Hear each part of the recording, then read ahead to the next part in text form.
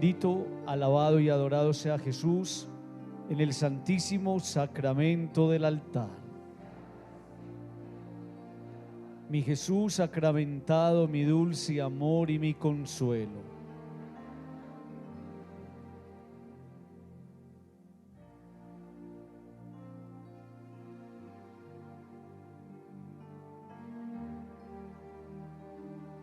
Estamos aquí en la presencia del Señor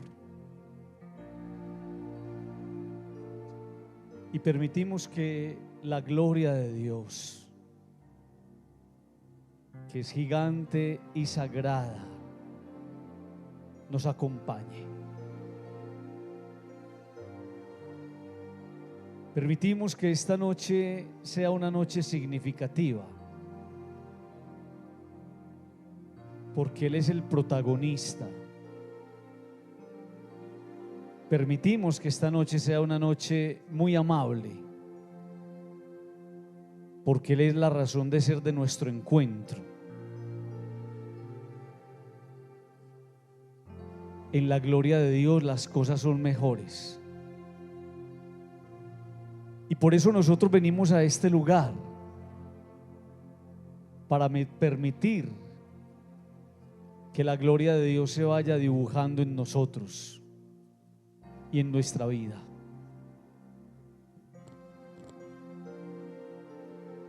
Venimos a descansar en la presencia de Dios y venimos a decirle al Señor que estamos dispuestos a todo. Venimos a abrirle al Señor el corazón. Venimos necesitados de Él, necesitados de una palabra, necesitados de su presencia que resignifica la vida. Venimos a escucharlo a Él, venimos a extasiarnos en su presencia. Venimos después de un día seguramente de arduo trabajo a asumir como María a sus pies la escucha atenta de su palabra. Y vamos sintiendo la necesidad de ir transformando el interior. Y vamos sintiendo la necesidad de ir haciendo de nuestra vida un lugar más espiritual. Cuando la vida de una persona espiritualmente es fuerte, la persona es capaz de afrontarlo todo con altura y responsabilidad. Cuando la vida de una persona es fuerte espiritualmente, la persona está lista para la caída y empieza a cultivar algo muy difícil: la tolerancia frente a la frustración. Cuando una persona es fuerte espiritualmente, se alista en Dios para cuando lleguen los reveses. Por eso es tan ganador que usted esté acá, es tan ganador que usted haga de este espacio una cita obligada. Es tan ganador que usted no le falle a Dios.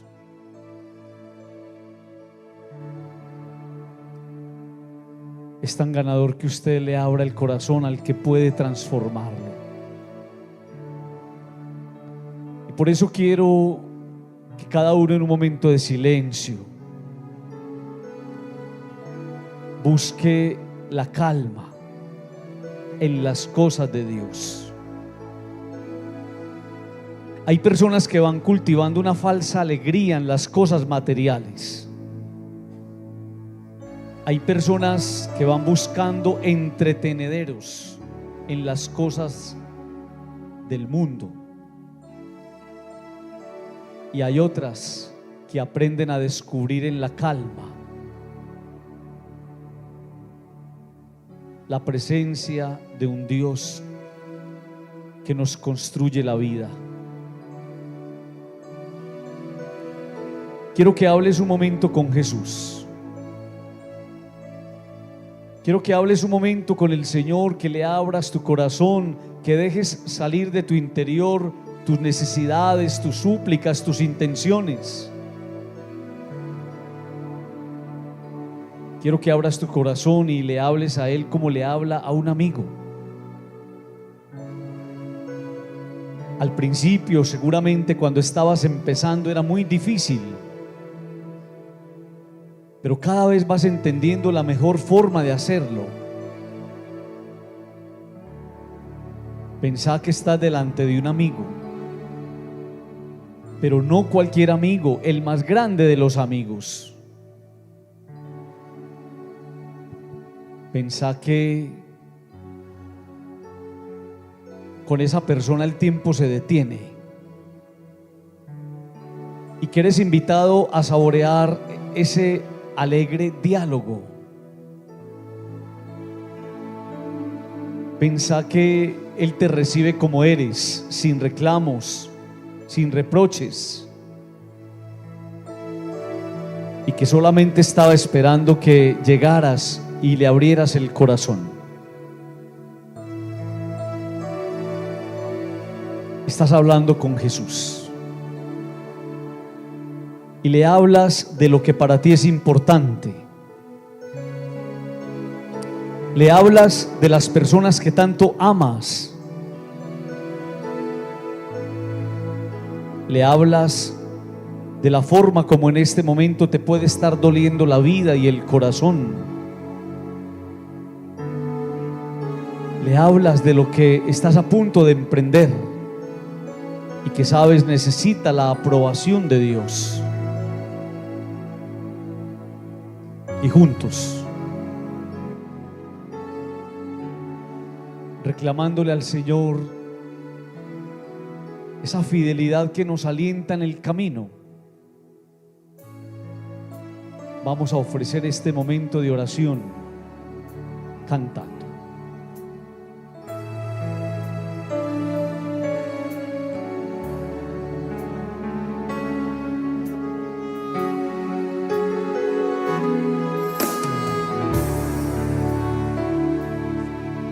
Tú siempre has sido fiel. Tú siempre has sido fiel.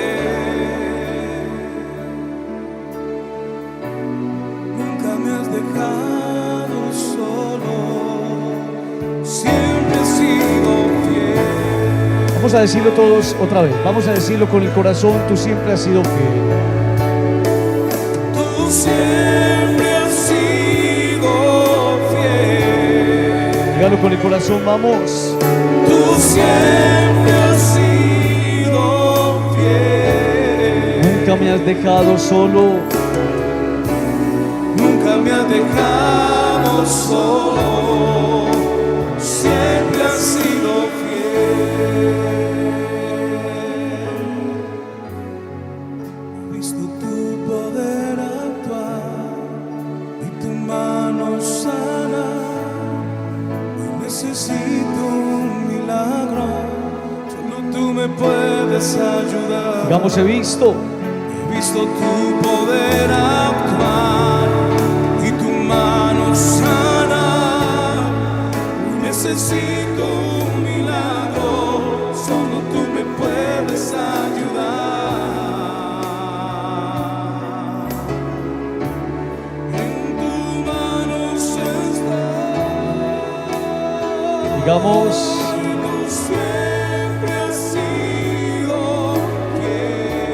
Tú siempre has sido fiel. Tú siempre has sido fiel. Nunca me has dejado solo. Nunca me has dejado solo. Siempre has sido. Y a ver cómo lo dicen ustedes solitos. Vamos, tú siempre.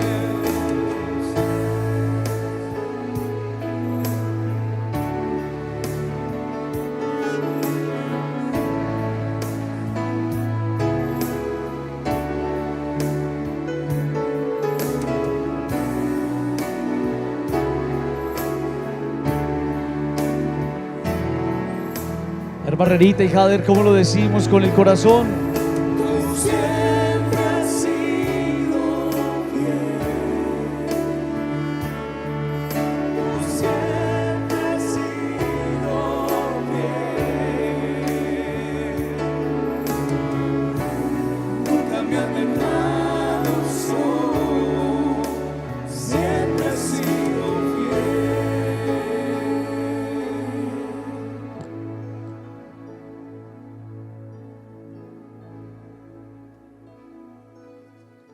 Estamos aquí porque reconocemos la fidelidad de Dios.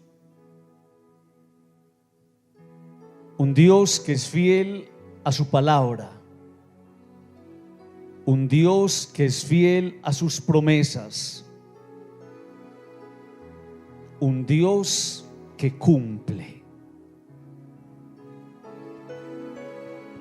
Por eso, queridos amigos, lo mejor de estar aquí es saber que no estamos delante de cualquiera. Estamos delante de un Dios que es fiel. Y es fiel porque Él no es capaz de ser otra cosa distinta a ser fiel. ¿Y qué es la fidelidad? Es amar. Cuando una persona ama de verdad, es capaz de ser fiel. Cuando la persona no ama, es infiel. Cuando la persona no ama, siente la necesidad de ir por la vida buscando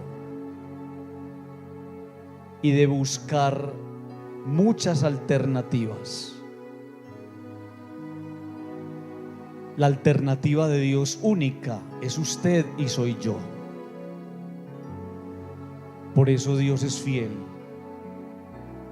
porque su mirada es única, su mirada es para nosotros, su mirada es compasiva, es una mirada tierna de amor.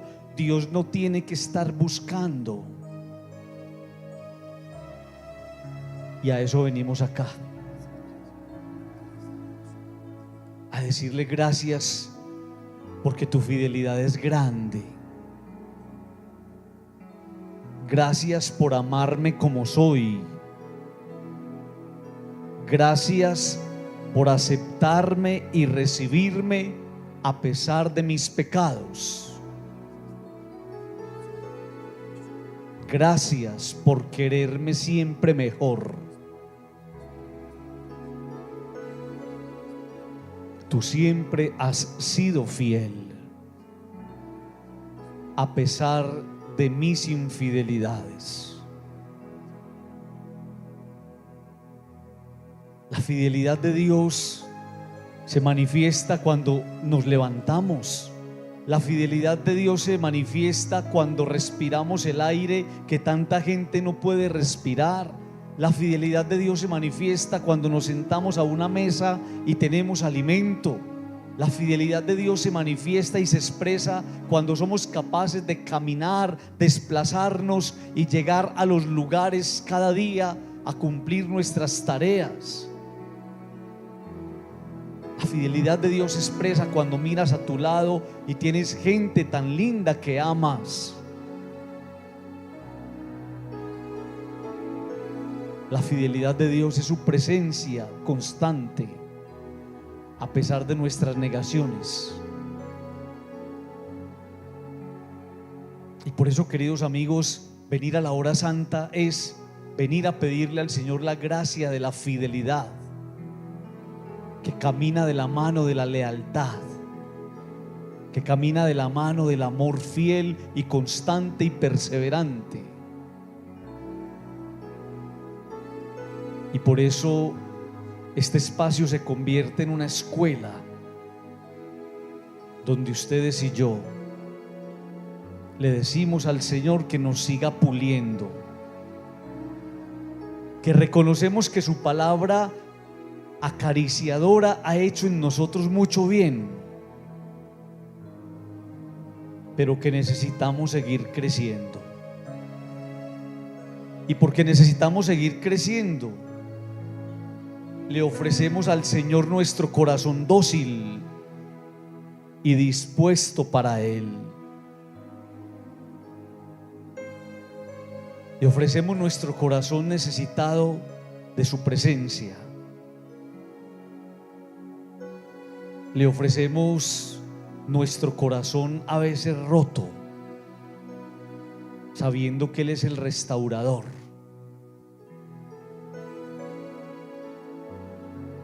Le decimos al Señor que sentimos que solos no somos capaces, que necesitamos de su compañía, que a nuestro lado nos haga fuertes. Le decimos al Señor que con Él, solo con Él, somos victoriosos. Por eso cada uno le pide al Señor el regalo del Espíritu Santo, porque hay victorias que nos están esperando, hay batallas que tenemos que librar. Escúcheme eso que le estoy diciendo. Hay batallas que tenemos que librar en la vida personal, en la vida afectiva, en la vida familiar, en la vida laboral, en la vida espiritual. Hay batallas que tenemos que saber pelear, y se hace con el Espíritu Santo de Dios. Cada uno va a pedir el regalo del Espíritu Santo. Cada uno le va a pedir al Señor esa gracia, ese don del cielo. Cada uno con la humildad del corazón le dice al Señor: Señor, yo lo he intentado muchas veces, yo he querido hacerlo bien, pero vuelvo, Señor, y me caigo. Regálame, Señor, ese Espíritu Santo que convirtió a los discípulos en hombres valerosos, en hombres sin miedo, en hombres capaces. Regálame, Señor, el Espíritu Santo para llenarme de esa fuerza en mi casa, donde muchas veces tengo que mostrar la fuerza que viene de ti. Vencer esa debilidad que a veces abre puertas de manipulación. Regálame, Señor, el Espíritu Santo para mostrar siempre que de tu mano las cosas difíciles e inalcanzables tienen una feliz realización. Todos vamos a pedir el regalo del Espíritu Santo y vamos a decir con la alegría del corazón, en una actitud de abandono, todos: ven Espíritu Santo, ven Espíritu Santo de Dios, ven Espíritu Santo a nuestro corazón, ven Espíritu Santo y toma mi vida, ven Espíritu Santo y apodérate de mi interior, ven Espíritu Santo y sopla en mí. Dame nueva vida. Ven Espíritu Santo y ponme en camino hacia Dios. Ven Espíritu Santo y regálame el don de la fortaleza, de la sabiduría, del entendimiento, de la ciencia, del consejo, del temor de Dios. Ven Espíritu Santo y haz que yo siempre te reconozca como el único Dios. Ven Espíritu Santo, borra en mí la tristeza, el desánimo, la iniquidad. Ven Espíritu Santo, haz que camine siempre hacia ti. Ven Espíritu Santo a este lugar. Pósate en los corazones de cada uno de nosotros y a través de nosotros toca los corazones de nuestras familias. Ven Espíritu Santo, esculca el interior. Ayúdanos a encontrar la respuesta a lo que estamos buscando. Ven Espíritu Santo, ayúdanos a no mirar para atrás, a no romper lo que hemos empezado. Ven Espíritu Santo, condúcenos a la meta que es Dios. Ven Espíritu Santo, ven que te necesitamos. Ven Santo Espíritu de Dios y adéntrate en cada uno de nosotros. Ven y toma la total posesión de nuestras vidas. Ven, Espíritu Santo de Dios, y derrámate con fuerza, con poder ahora en este lugar. Ven, Espíritu Santo de Dios, y calienta nuestro interior. Regálanos una doble porción de fe, Espíritu Santo. Ven, Espíritu Santo, y aviva nuestro corazón.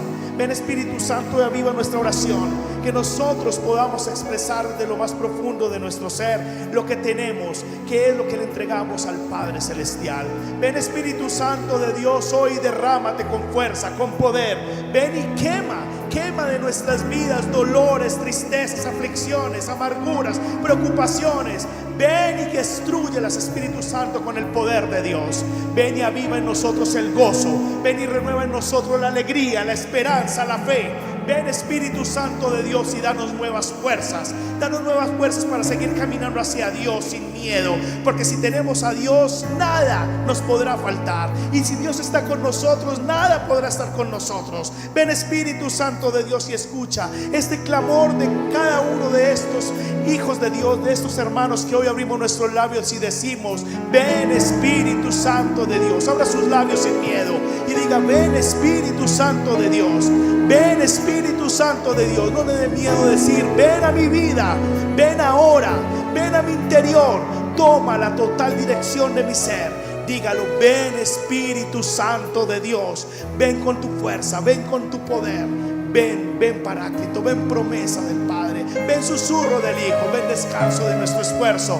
Ven ahora y aviva cada uno de nuestros pasos y habita cada espacio de nuestra vida y de nuestro ser.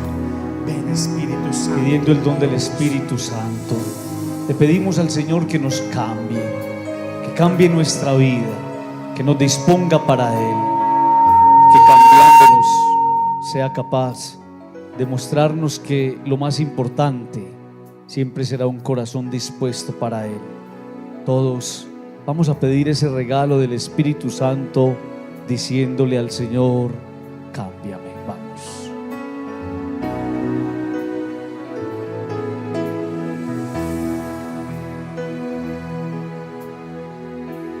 Cámbiame, Señor, Dígalo con tu espíritu. con tu espíritu. Cámbiame, Señor. Cámbiame, Señor. Dígale: hazme como tú. Hazme como tú. Vamos a decirlo otra vez: cámbiame, Señor, todos. Cámbiame, Señor, Con tu espíritu. con tu espíritu. Cámbiame, Señor. Cámbiame, Señor. Hazme como tú. Hazme como tú.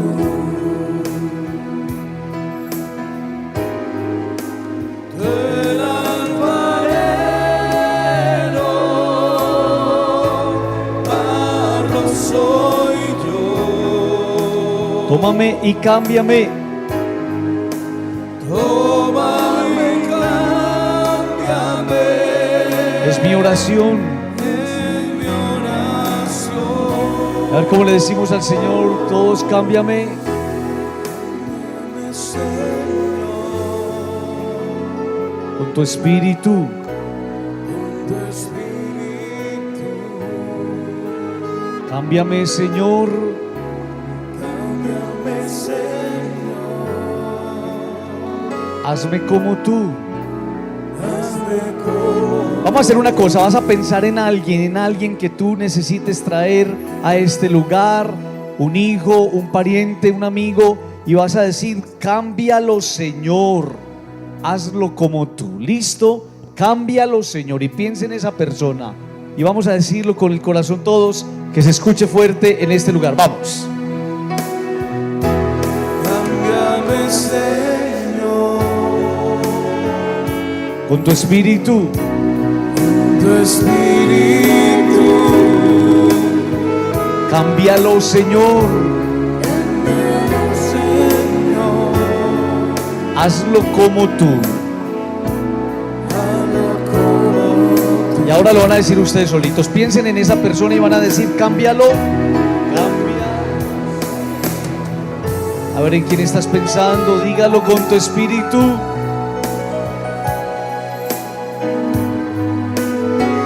Cámbialo, Señor.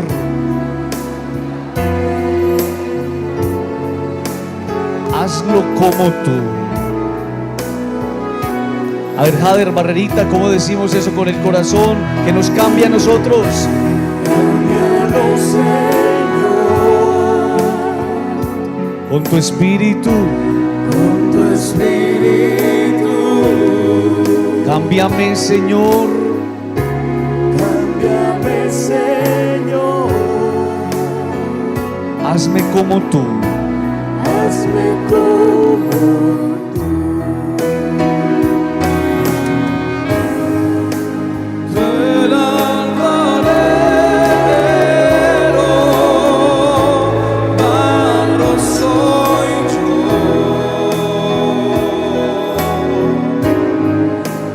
Tómame y cámbiame, es mi oración. Decimos todos, vamos. Cámbiame, Señor,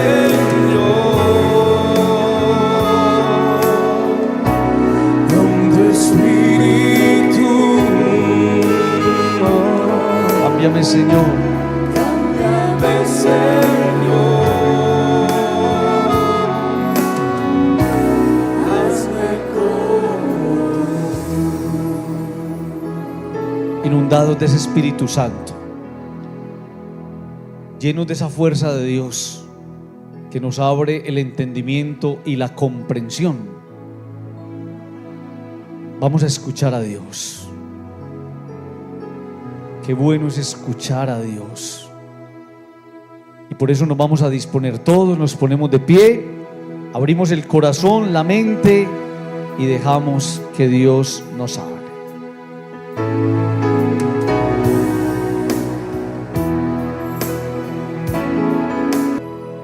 Del Evangelio según San Mateo. Y mientras los sumos sacerdotes y los ancianos le acusaban, no respondió nada.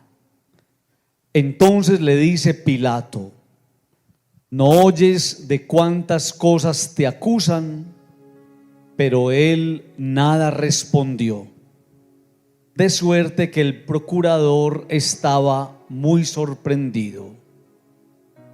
Palabra del Señor. Se pueden sentar.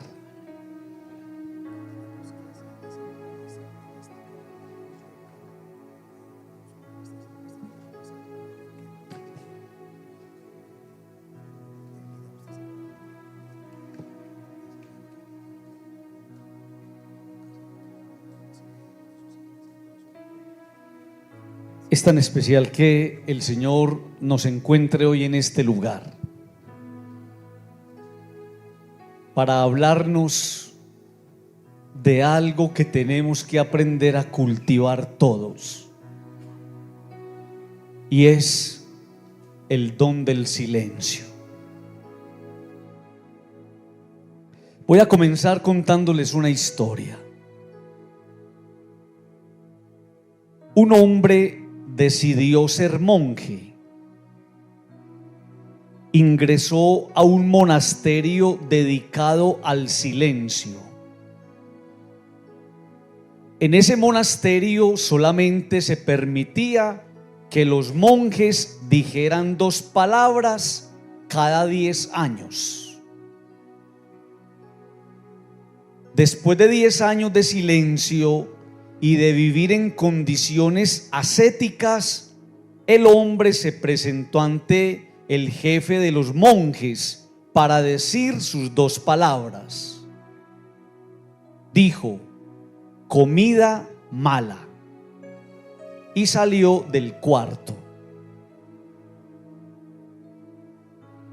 A los 10 años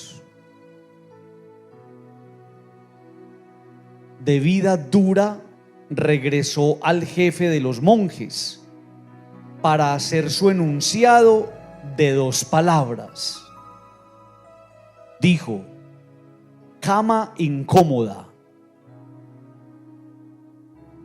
Pasaron 10 años más y el hombre nuevamente regresó al jefe de los monjes. Dijo: yo renuncio. El jefe de los monjes movió la cabeza con disgusto y respondió: no me sorprende en absoluto. Tú no has hecho nada más que quejarte desde que has llegado. Hay silencios provechosos, pero hay otros momentos en los cuales hay que hablar. El silencio, cuando es visto como un valor, escuchen eso, el silencio, cuando es visto como un valor, puede ser el espacio perfecto para reflexionar, para acallar la mente y el ruido que nos ensordece. El silencio es el espacio perfecto para mirarse a sí mismo y encontrarse. Puede llegar a permitir encontrar la paz y la serenidad y el aquietamiento interior.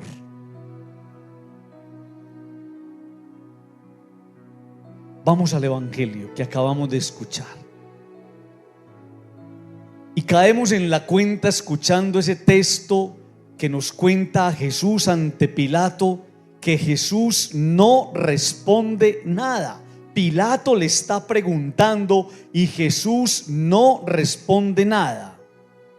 Pregunta: ¿por qué la actitud de Jesús frente a Pilato es de silencio? Usted debe estar pensando ahí: ¿yo qué estoy haciendo acá? Y estoy seguro que Dios le puso hoy acá, porque usted y yo tenemos que aprender a cultivar esta virtud.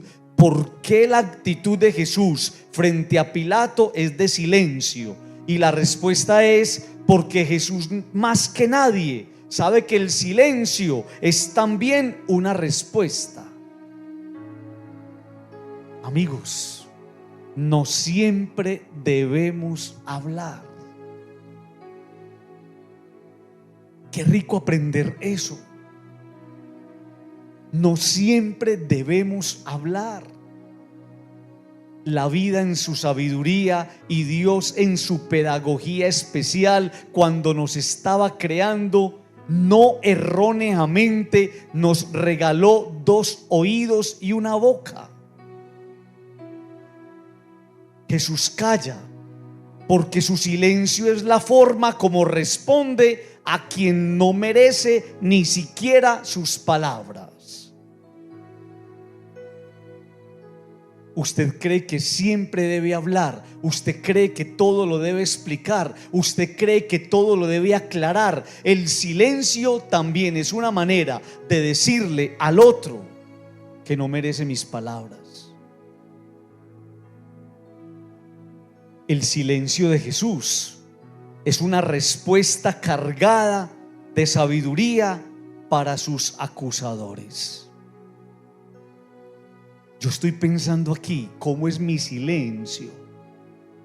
Yo soy capaz de guardar silencio. Soren Kierkegaard, conocido como el padre del existencialismo, va a decir en uno de sus fragmentos esto: el estado actual del mundo, la vida entera está enferma. Si yo fuera médico, dice Kierkegaard, y alguien me pidiera un remedio, respondería: crea el silencio y lleva al hombre al silencio.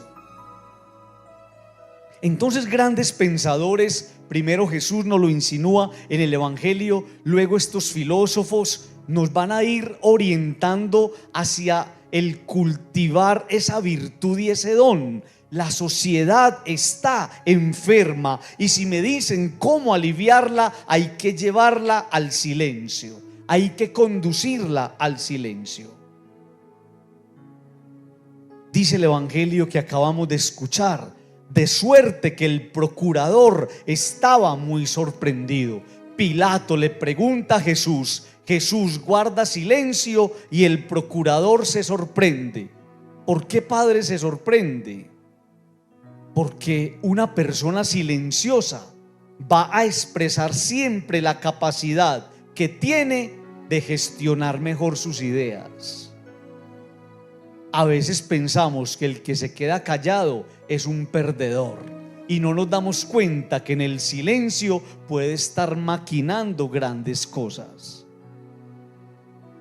Una persona silenciosa es leída como una persona virtuosa. Su silencio es un don muy escaso.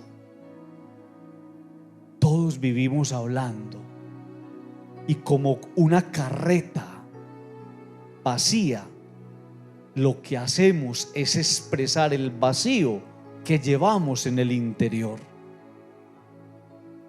Una persona silenciosa deja con su actitud entrever su interior y uno se da cuenta que allí, en esa persona, hay mucho fondo. Dice el libro del Eclesiastés: un tiempo para callar y un tiempo para hablar. Por eso, queridos amigos, no podemos caer en la tentación de la provocación. Hay personas que tienen la capacidad, la virtud dañina y la cualidad equivocada de provocar, de exasperar, de empezar a insinuar cosas para sacar al otro de la ropa. En ocasiones, un silencio oportuno golpea más y enseña más que una palabra desafortunada. ¿Cómo me duele su silencio?, dicen a veces las personas. Todos nos hemos equivocado al hablar cuando no debemos y callar cuando debemos hablar. Todos hemos cometido alguna vez ese error: hablar cuando no tenemos que hablar y callar cuando se nos está reclamando que digamos algo. Por eso, queridos amigos, vamos descubriendo una cosa en el camino de la vida. Después de tantos errores, después de tantas equivocaciones, después de tantos desaciertos, después de tantas fracturas, vamos descubriendo que el silencio es importante. Padre, ¿por qué es importante el silencio? Ya el Señor advertía en el Evangelio que la palabrería era una característica propia de la oración que hacen los paganos. Porque el silencio es importante, porque está reflejando sencillamente tu interior y porque te conecta con un Dios que no necesita tus palabras. Cuando ustedes oren, no necesitan hablar mucho, solamente tienen que entrar en silencio a su cuarto. El silencio es importante porque nos enseña que cuando dos personas han llegado a una gran intimidad, oigan eso tan lindo, cuando dos personas, novios, esposos o amigos, familia, hermanos, han llegado a una gran intimidad, pueden sentirse cómodas guardando silencio, sin sentirse obligadas a llenar el tiempo con palabras nerviosas y vacías. No siempre tenemos que hablar. El silencio también es la expresión de una pareja, de una relación que ha ido madurando hasta alcanzar un grado de comunicación en la intimidad maravilloso. Los que estudian música saben que una melodía está formada no solo por notas, sino por una combinación de notas y de silencios. Y a lo mejor la vida de nosotros ha dejado de ser melodía porque tenemos muchas notas pero pocos silencios.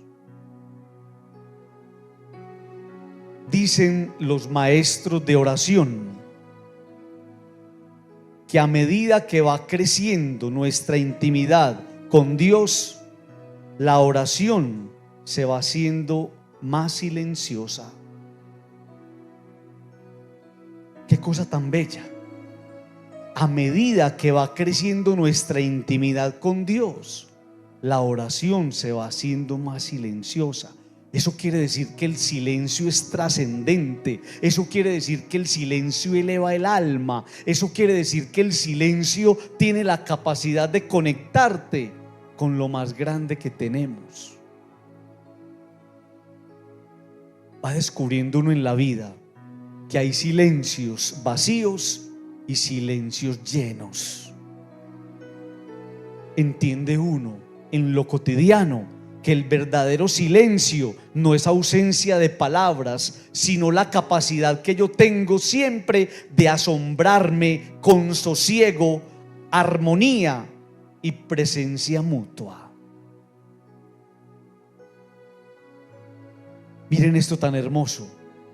En el silencio, el hombre descubre o se hace más consciente de los inmensos valores y los misterios que habitan lo profundo de su ser. En el silencio el hombre es capaz de explorarse y descubrir esa gran riqueza que a veces en nuestro interior está velada. Es por eso que el Señor y la Biblia nos van a enseñar esto. Acuérdense cuando les hablé de Job.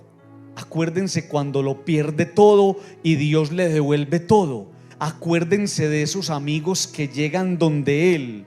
Los amigos de Job, cuando lo visitan, se sientan en el suelo junto a él durante 7 días y 7 noches. Y ninguno le dijo una palabra, guardaron silencio, porque veían que el dolor era muy grande. Cuando la cosa se puso maluca, metieron la pata cuando empezaron a hablar. Es que ese silencio que acompaña, ese silencio que se hace solidario en el dolor, ese silencio contemplativo es maravilloso, pero metieron la pata cuando empezaron a hablar.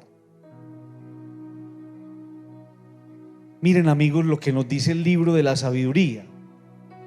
Cuando un sosegado silencio lo envolvía todo y la noche se encontraba en mitad de su carrera, tu palabra omnipotente saltó del cielo. Qué cosa tan hermosa. Cuando la palabra del cielo irrumpe en medio de nosotros, cuando el silencio profundo le abre camino.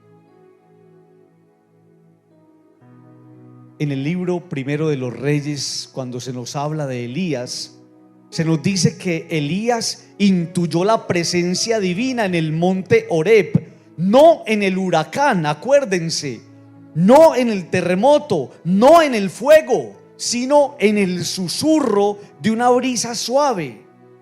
Y entonces se cubrió la cabeza con el manto y adoró a Dios en aquella manifestación silenciosa. Hay personas que siguen esperando que Dios les pegue un grito desde el cielo, y Dios trabaja de una manera imperceptible. Dios trabaja en el silencio.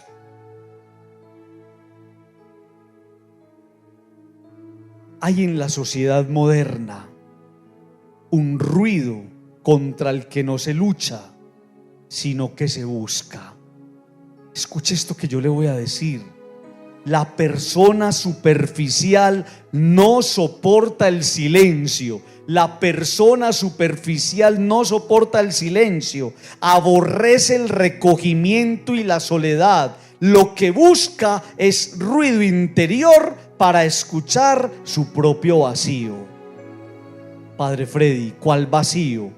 El vacío de palabras, imágenes, música, bullicio. De esta forma es más fácil vivir sin escuchar ninguna voz interior, estar ocupado en algo para no encontrarse con uno mismo, meter ruido para no oír la propia soledad. En esas palabras, uno podría describir muchas veces la vida de uno. Esa incapacidad del silencio que nos lleva a buscar ruido que termina aturdiéndonos lo más profundo del ser. El ruido está hoy dentro de las personas. El ruido está hoy dentro de las personas, en la agitación y la confusión que reina en su interior, en la prisa y la ansiedad que domina su vivir diario. El ruido, un ruido que con frecuencia proyecta nuestros problemas, nuestros vacíos, nuestros desequilibrios y contradicciones que no han sido resueltos en el silencio del corazón. Pónganse a pensar, amigos, si esos gritos, si esas palabras a destiempo, si a veces esas insinuaciones dañinas o a veces esas sátiras lo que están expresando no es el dolor que llevamos guardado en el interior, no es esa ruptura que tenemos en el alma. El hombre moderno está lejos de aprender a entrar en sí mismo para crear el clima de silencio indispensable para reconstruir su mundo interior. Por eso muchos de nosotros estamos vueltos nada por dentro. El hombre de hoy lo que busca es un ruido suave, un sonido agradable que le permita vivir sin escuchar el silencio. Ahí puede estar la vida de muchos de nosotros, una vida donde renunciamos al sosiego y a la calma porque necesitamos realidades que nos griten, incluso muchas veces para vencer la soledad. El Papa Pablo VI decía esto: nosotros, hombres modernos, estamos demasiado extrovertidos, vivimos fuera de nuestra casa e incluso hemos perdido la llave para volver a entrar en ella. Qué cosa tan preciosa. Vivimos tan hacia afuera, vivimos en lo material, vivimos ocupados de los demás, que nos hemos olvidado de esta casa, de esta vida interior que reclama mesura, silencio y un poco de atención y de cuidado. Por eso, queridos amigos, tan bonito que nos traiga el Señor hoy acá, porque nosotros no somos capaces del silencio, porque muchas veces lo que ha puesto en riesgo mi vida familiar, mi vida matrimonial, la armonía de mi casa, es el que yo siempre tengo que hablar y a veces mis palabras no son las más exactas. Por eso, queridos amigos, nos urge el silencio. ¿Para qué? Nos urge el silencio en todas las realidades y en todos los espacios para redescubrir el valor interior de las personas, sus talentos y sus potencialidades. Cuando yo entro en confrontación todo el tiempo con palabras, yo anulo a la otra persona y soy capaz de anularle sus bondades. En el silencio yo me vuelvo más reflexivo. En el silencio yo soy capaz de reconocer más la riqueza interior del otro. Nos urge el silencio para aprender a pensar antes de hablar. ¿Cuántos errores por no haber moderado las palabras? ¿Cuántas veces usted enchuquizado dijo algo que no debía decir? Nos urge el silencio para construir experiencias relacionales, sociales, más armónicas y equilibradas. Hay personas que no quieren hablar con otras personas porque se sienten siempre disminuidas, porque se sienten siempre pisoteadas, porque se sienten siempre... Well, we are beginning a very special time in the church. And I would love for you to be happy to know that the church has such a beautiful pedagogy. Because in the church things are not flat.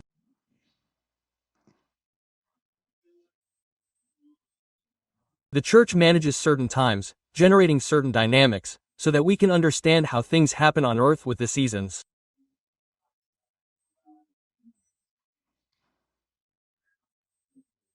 Let us understand different moments that demand different actions and different responses from us. This is how God works and God leads us. And that is why, dear friends, during this time of Advent you will see the priest or ministers dressed in purple. And then someone might say to me, Father, but it is the same dress they wear on the day of funerals. Yes. And that is why it is so beautiful to relate Advent also to that final moment of death.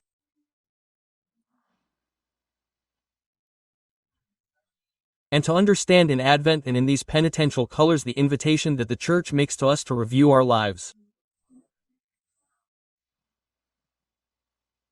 I said this yesterday in 2 Masses and I want to say it today. On Friday and Thursday, I was having a drink with a lady.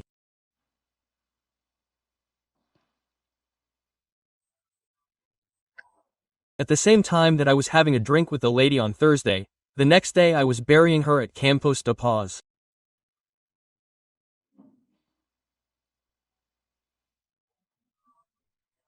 And I was celebrating Mass and I remembered that the day before, at the same time, I was with the lady sitting at a little table drinking coffee.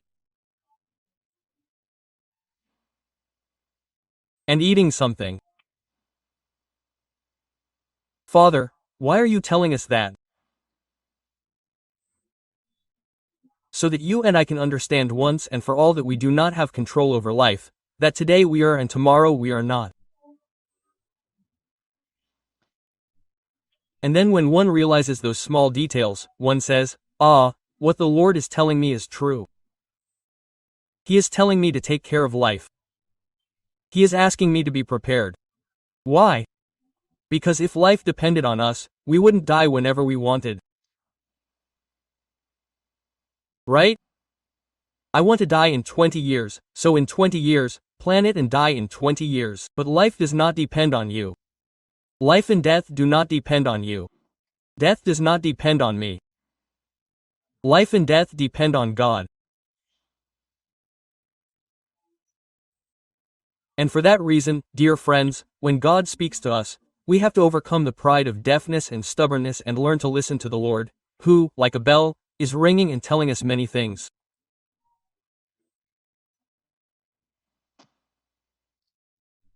So I want to propose 3 ideas and a story in that line of preparation for Advent. The first idea. In the first reading, we hear a people who set out on the journey to the Lord.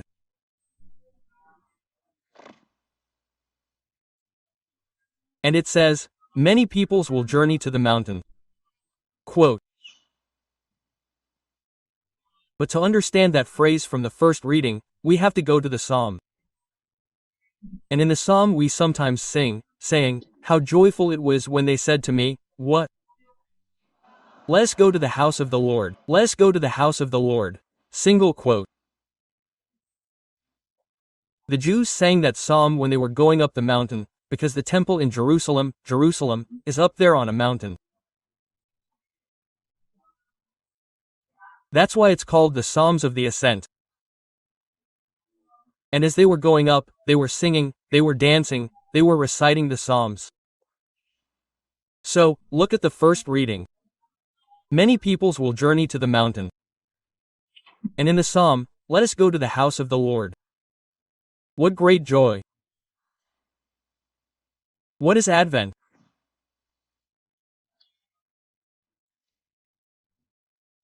Advent is understanding a people, a person, a family who understood the need to go to the mountain, to go to the temple, to go to God. Father, why? Because the trials of life, what we have experienced, what is happening in my home, what sometimes happens inside me, which I cannot find an answer for or resolve, has taught me that if I do not have a serious spiritual life, I am not capable. That is why they sang that. What joy, when they told me, let's go to the house of the Lord. There is the house of the Lord. There is the temple. There God is waiting for us. I would love a family to come to their house, not so they can sing it, but so they can say it. What joy it is when Sunday comes and we can go to the house of the Lord together. What joy it is to go to the house of the Lord, because there God speaks to us, because there God challenges us, because in the house of the Lord we feel welcomed, because in the house of God we are all equal. What is Advent? That you finish this year and understand that you and your family have to get closer to God. That's the first idea. We have to get closer to the Lord. Friends, what is happening in the world is not for nothing. The wars that are brewing, the things that challenge us in such a way, in a direct way, they are shouting at us, pay attention to this, be vigilant.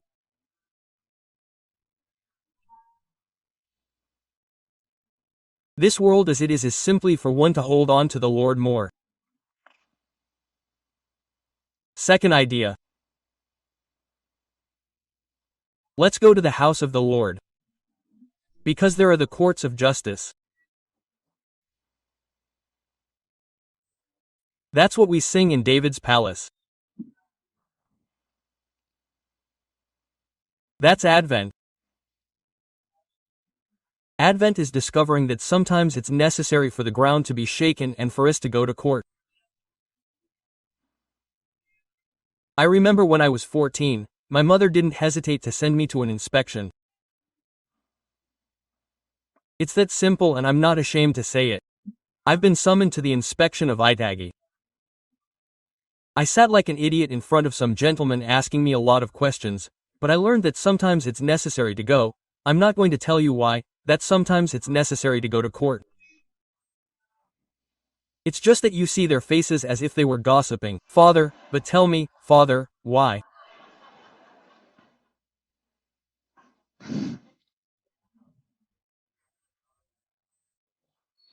Sometimes it's necessary to take someone to court, and in court they shake your life, and in court they confront you with your inner self, and in court they make you see, and life makes you see those things that need to be changed.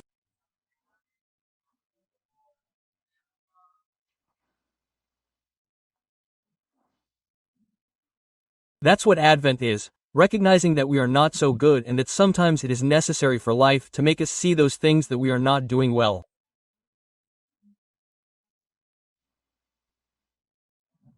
Third idea, says the second reading.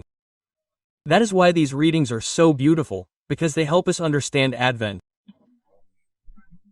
Let us leave the activities of darkness and put on the armor of light. A 4-year-old child would understand that. Don't keep doing that. Do this. Leave the darkness. Get on the path of light. Leave the rudeness, start behaving well. Stop doing those complicated things and do things more clearly. Don't act at night, act during the day. Friends, a child understands that, and the saddest thing is that we have not wanted to understand it. And that is why the word in Advent tells us, look, get out of that mess, don't get into any more trouble, do things right. Give yourself the opportunity to look your husband or wife in the eye. Give yourself the opportunity to arrive home in peace and without having to hide or invent anything. Give yourself the opportunity to walk down the street without owing anyone anything. That is Advent. And then he begins to tell us, let's put aside drunkenness, debauchery, lust. It is time to dress ourselves in God, in Jesus. How beautiful. That is Advent, quote. And someone might say to me, Father, how do you understand that? If you do not go up the mountain, you will not understand the need to live your life in God. That is why many of you at home are labeled as old-fashioned, and at home they make fun of you because you pray a lot, because those who make fun do not know what it means to go up the mountain. Those are the three ideas that I want to propose to you. Living Advent by going up the mountain. Living in Advent without fear of being taken to court. And living in Advent leaving, abandoning the darkness to enter the path of light, which is the path of God. I'm going to tell you a story. A man meets a guru on the road and asks him, "A master, what is the route to success?" The wise man in the robe and beard doesn't say anything, but instead stretches out his arm and points to a place in the distance.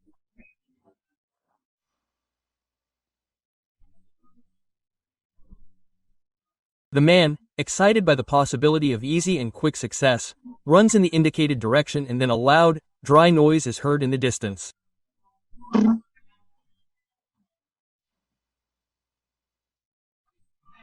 The man limps back, hurt and astonished,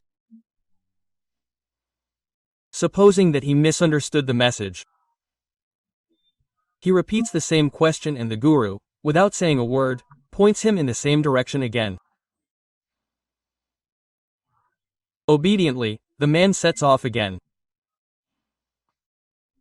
This time the blow is devastating.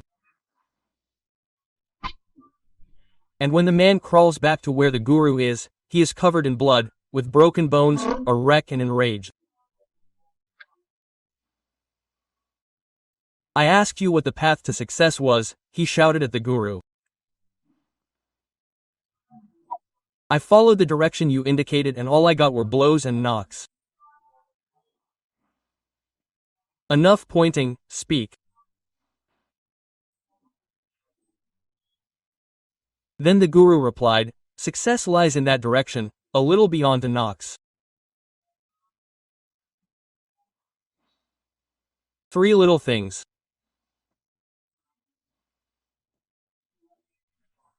First, Advent invites us to review our lives and discover that it was the knocks and trials that brought us here.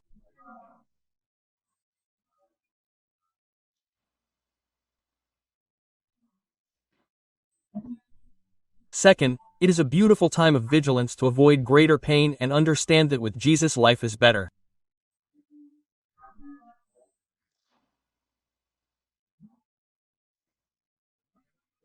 Third, once again the Word reminds us that there are many more knocks we have yet to receive.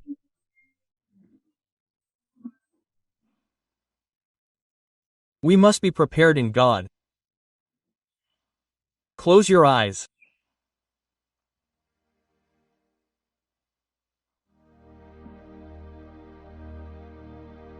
You have your eyes closed.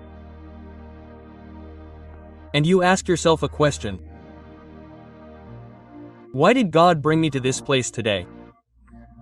That question is delightful because it teaches us to discover the meaning and significance of being here. And if you ask yourself, why did God bring me to this Eucharist today? He brought you to tell you that you have to get a little closer to Him with your family. Don't be afraid to go to the mountains, don't be afraid to go to church.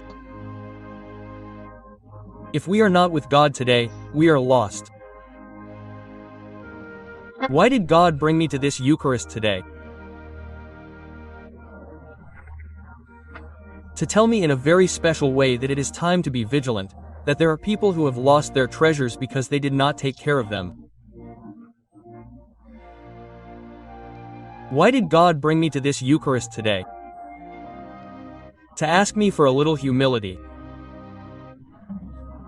Sometimes it is necessary to make me see my mistakes, to take me to court so that I may realize that I am not acting well. Why did God bring me to this Eucharist today? To make me understand that the blows, the trials, the difficulties, the pains, the tears that I am experiencing are not bad, they are not bad times. God, through the trials, can lead me to achieve my happiness. Lord Jesus, thank you for helping me understand Advent. Thank you for inviting me to live this time closer to you. Thank you for helping me understand that the holidays are important, but that it is more important to celebrate life. Thank you for helping me understand that it is very nice to decorate our homes, but it is even nicer to have the interior clean and pure. Lord Jesus, thank you for feeding me with your word and for always showing me the way. I place myself in your hands as a father, a good father, so that you may do with me whatever you want. Let us all say amen.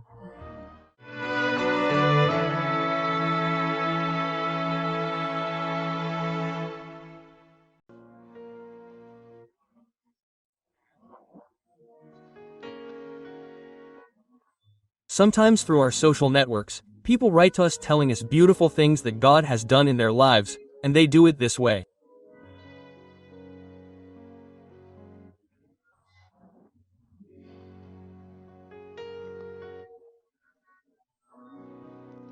They tell us, Father, you have taught us that we have to steal a miracle from heaven, a miracle from God.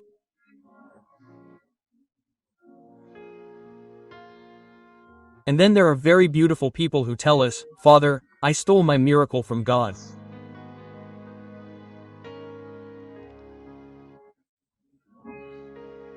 And we all long for that in the midst of those rainy days, sometimes it seems like it's raining only for us.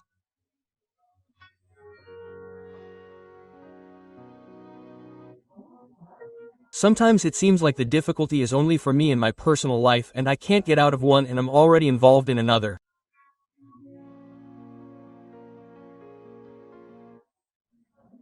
And in the midst of that situation, I want to steal a miracle from God.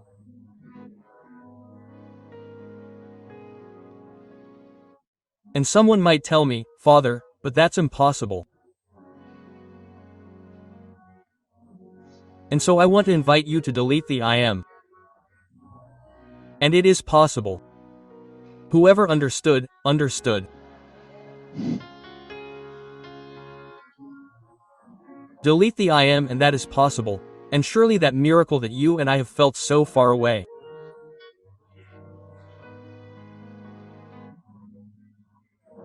That miracle will come into our lives and you will be able to tell the world that you are a thief of miracles from heaven. That is why there are many people here who have told us about the miracles they stole from God. And if some people have done it, why not you?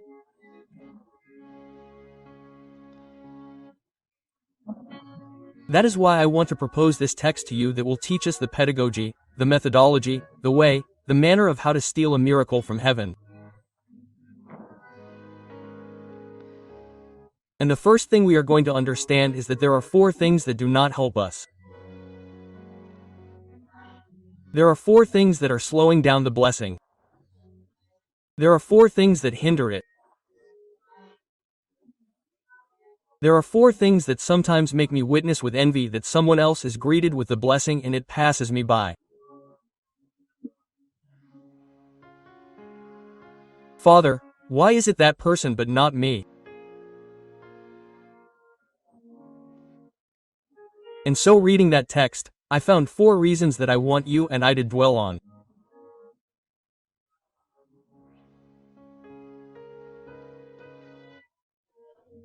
The text we just read begins by saying, when Jesus left there, he returned to his hometown.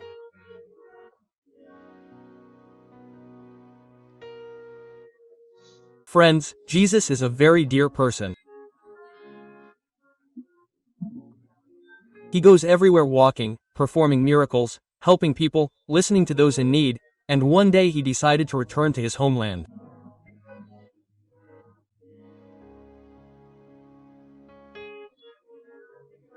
But when he arrives in his homeland, it seems like people don't want to receive him. And that's the first reason why it's so hard for me to steal a miracle from God. Because with the way I am, the way I live and behave, it seems like I don't care if God would return or come to this little land.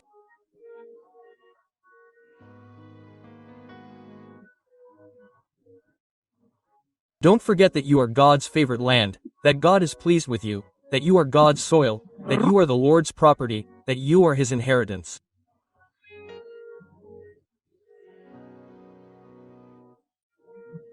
And so returning to this land means that you have two options: to receive Jesus or to close the door on Him.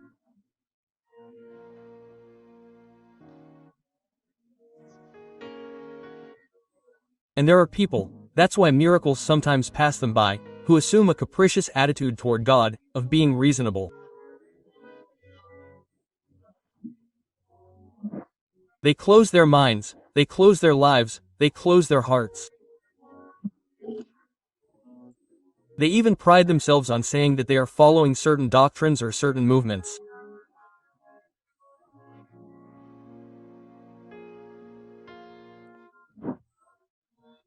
I have a hard time connecting with Him, other people say, but I don't do anything to achieve it either.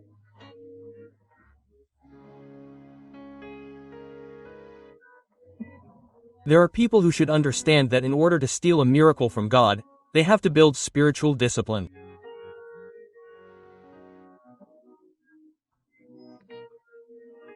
And if you have come a long way because you have managed to exploit talents and qualities and discipline, there is a reality that you must learn to enhance before God, and that is your spirituality, in order to have a closer relationship with the goodness of the Lord.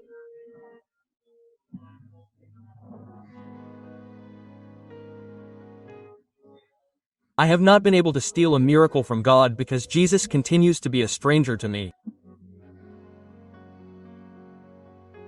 One does not pay attention to strangers. And Jesus continues to be a total stranger to many people. And the saddest thing is that they do not understand this in order to take the initiative to meet with the God of miracles.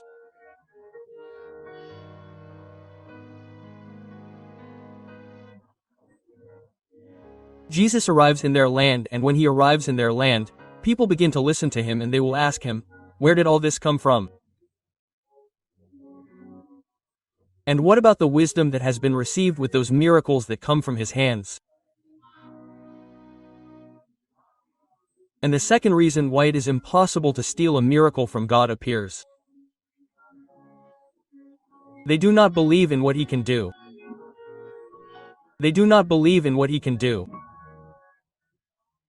And that's why when adversity, trials, and difficulties come, I don't look to God, but I open up other possibilities because God is of no use to me. I tell God, "Get out of here, you're of no use to me." And there, in place of God, I put other things. How can I steal a miracle from heaven if God is of no use to me?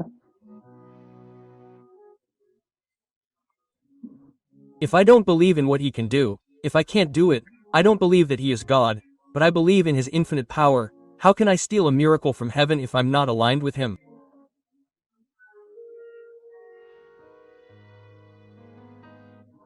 Sometimes this happens, which goes against blessing. I take refuge in magical and easy actions. What is a miracle, Father? It is the favor that comes from the hands of God. And what is magic, Father? It is the favor that you want to build with your own hands. To achieve through your own hands, to achieve through your own possibilities. The miracle comes to me from above, and through magic I want the favor from below, and I move pieces and look for people and do things in order to obtain my favor. That stops the miracle. Taking refuge in magical and easy-going actions. It seems like God doesn't tell me anything. It seems like He doesn't listen to me. He doesn't send me anything. Instead, they do send me things. They send me candles, incense, aromas, baths. It's easier that way.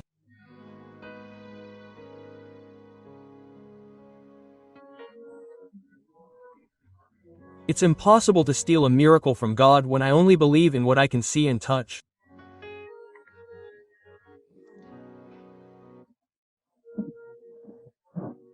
That's why I stick to those actions, that's why I stick to those material things, because that, in my little faith, begins to generate peace in my conscience.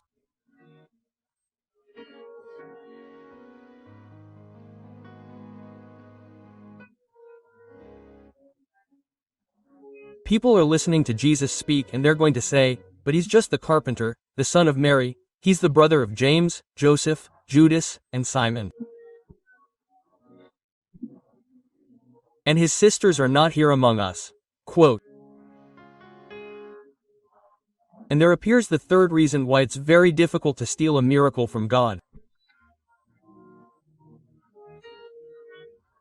We get used to it, it becomes too close to us, too familiar. We have it at hand, it no longer amazes us.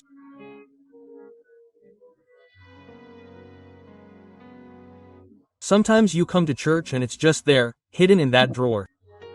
I got used to it. Sometimes I walk by this church and I forget that it's there and I'm not even able to cross myself. I don't even have an attitude of reverence because I got used to a God hidden in the tabernacle. It's not the son of Mary and Joseph who's hidden there. That's who it is. And I got used to a hidden God who became too familiar to me. Sometimes that doesn't happen in the Eucharist. The Eucharist became too familiar to me. It became a habit, it became mechanical. I wait in line, I put my hands together, I receive it, I take it to my mouth, I swallow it and my mouth goes on, my life continues the same.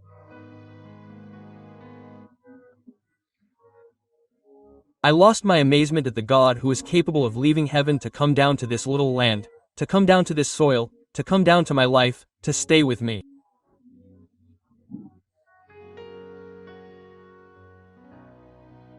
He's always with me. So his presence loses its novelty.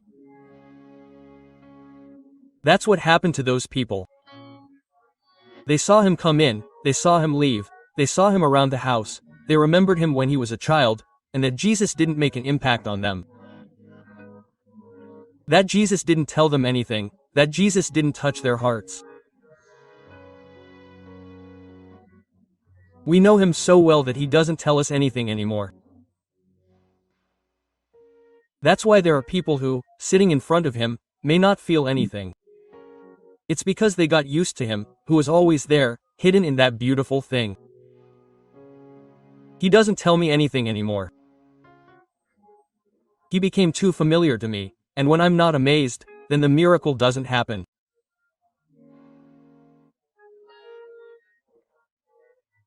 Because every encounter with the Lord has to be an experience of wonder, admiration, delight, joy, of becoming so absorbed that I can only contemplate him.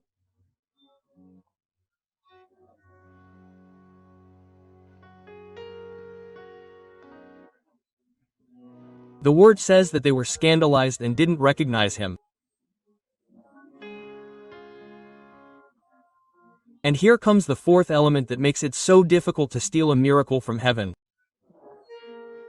I don't recognize him. I don't know who he is. It's the same for me as it was for the disciples of Emmaus. He comes walking with me, he is talking to me, my heart burns, but to me he is still a stranger. I do not know who he is. He manifests himself in 1,000 ways and I do not find him there. He gives me sunshine, he allows me starry nights, there is never a lack of food in my house, I can get up when so many do not and I do not find him there, I do not recognize him.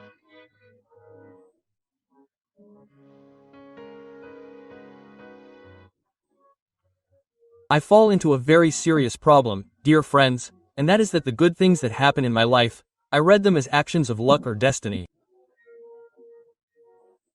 I do not recognize God in the midst of a blessing. I do not recognize God in the midst of goodness. I do not recognize God in the job that I have when there are so many unemployed. I do not recognize God in my children when there are so many couples paying money and in treatment trying to conceive.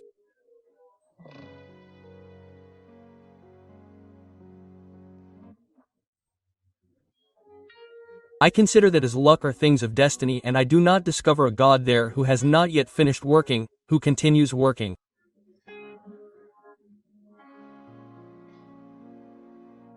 Look, friends, a reason why the blessing will never come. I give very little to God, but I keep questioning His presence.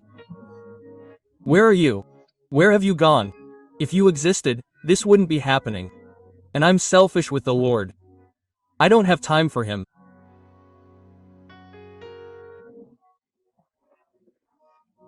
Sadly, the people who demand the most time, the most blessings, or the most divine interventions are the people who give Him the least.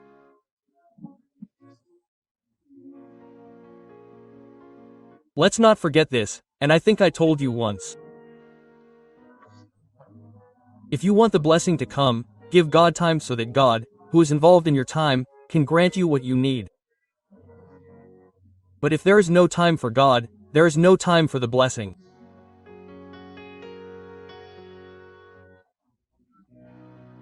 The Word says, He could not perform any miracle there. They could not steal a miracle there. They could not reach Him there, before Him, from Himself. They could not steal a miracle from Him. Why, Father? Because the miracle occurs where there is an attitude of respect and recognition. Friends, we have lost respect for the Lord. We have lost respect for Him. Sometimes we present ourselves before the Lord with an irreverent attitude. Look, friends, sometimes the Lord is there exposed and here at the holy hour, waiting for the moment to arrive.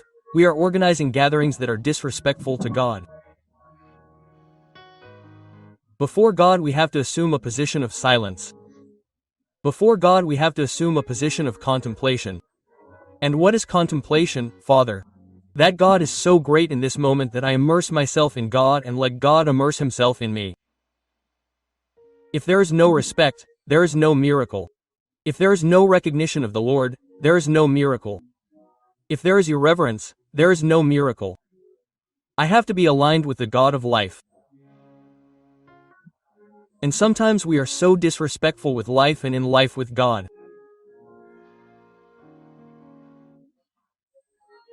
Sometimes leading a life in total disorder, and with that disordered life offending the Lord and respecting the Lord.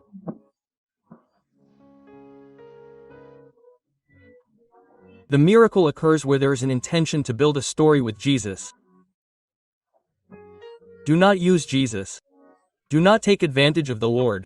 He granted me the favor and I forgot about Him. He granted me the grace and I did not return to the Eucharist.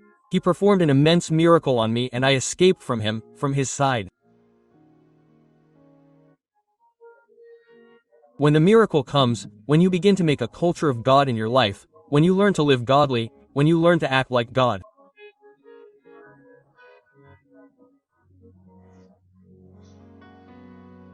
When your life is God, when you build a beautiful story with the Lord, the miracle occurs where there is a deep desire for conversion.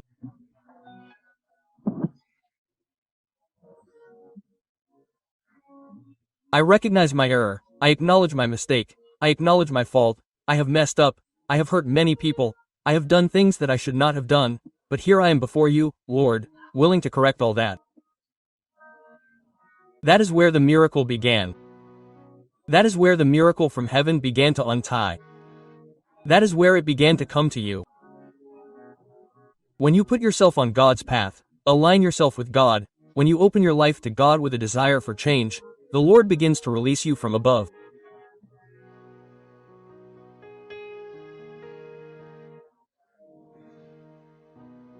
Look, friends, when the miracle comes, when after having stained our life, the Lord finds in us a heart that has been cleansed.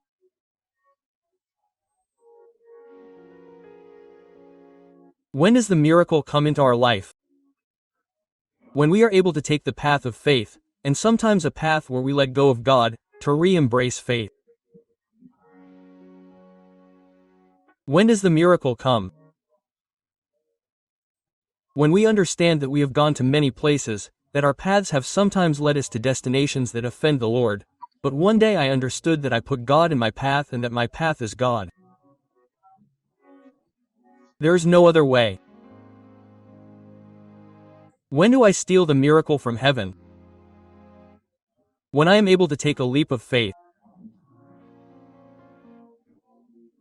I am able to take a leap of faith that leads me to overcome the impossible.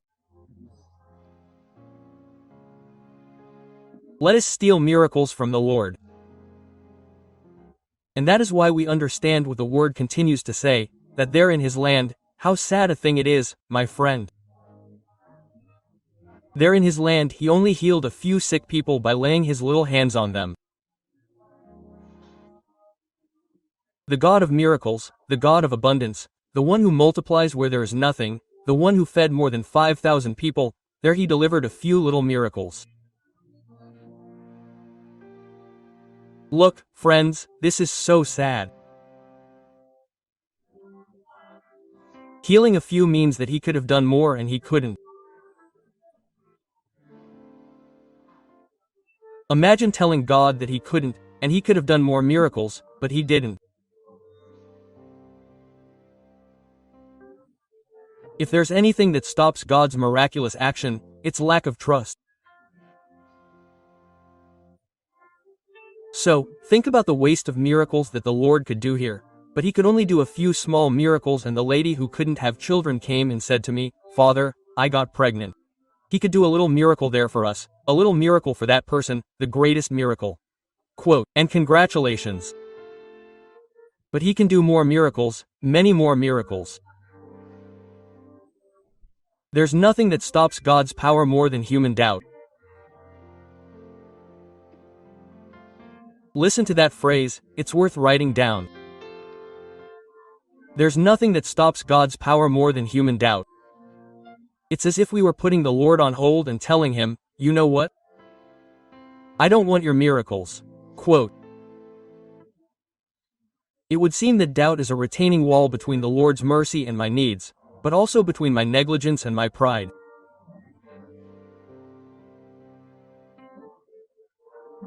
And the word says, look at this, that Jesus in the midst of them was surprised and amazed at their lack of faith. Let's ask ourselves several questions. How can we not cultivate faith if it is the answer to our need? If they tell me that there is a solution to my need, I go that way, because God is telling me that the answer to your need is faith. How so, Father? Yes, to believe. And more than believing in anything, to believe in Him and to believe in Him.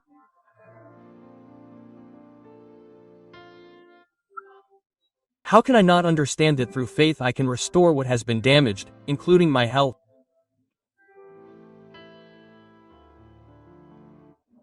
Father, I need a favor, a miracle from God here in this illness. And the Lord tells him, I have the answer. What is the answer, Father? To believe, but not to believe in everything they tell me. To believe in Him and to believe Him.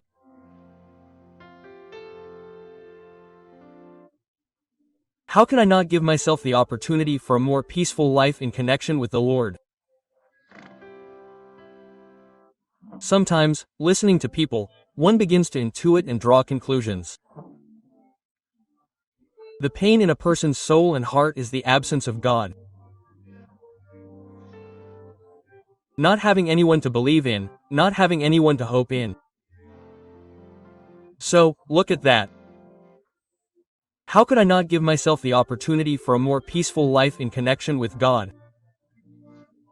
When one is with Him, one is where one is and with who one is. Don't forget what I'm going to tell you. And that's how I imagined heaven since I was a child. Since I was a child, I imagined heaven full of gifts. That's how I've always imagined it. Heaven is full of gifts for you, and I'm going to propose that we go get them. Let's steal that miracle that you need from the Lord. Close your eyes. With your eyes closed, you're going to ask yourself, why did the Lord bring me to this place today?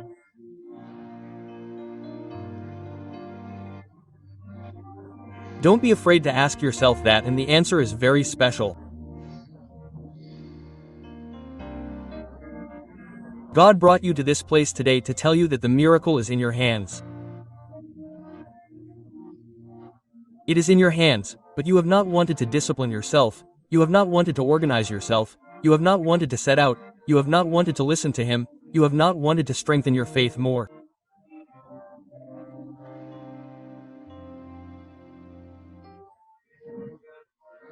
And the miracles were for some. The God in whom we believe is an unjust God, but the miracles are for everyone, and He cannot perform miracles there because there are people there who do not believe Him, but they are for everyone.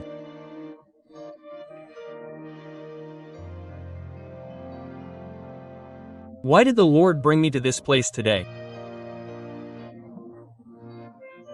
To tell me that what you are experiencing, which they have told you is impossible for men, but it is not impossible for God. You can steal that miracle from the Lord. That is why you are going to tell Him tonight, Lord Jesus, I put myself in your hands. I believe in you. I wait on you, and I ask you in faith to do with me whatever you want.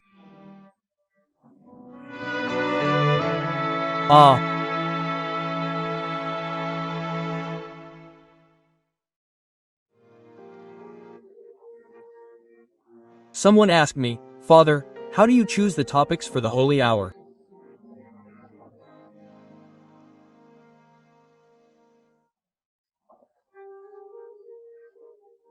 And I have to answer that many of the topics for the Holy Hour arise from what I am experiencing, from what happens to a priest who is as human as you, or more so.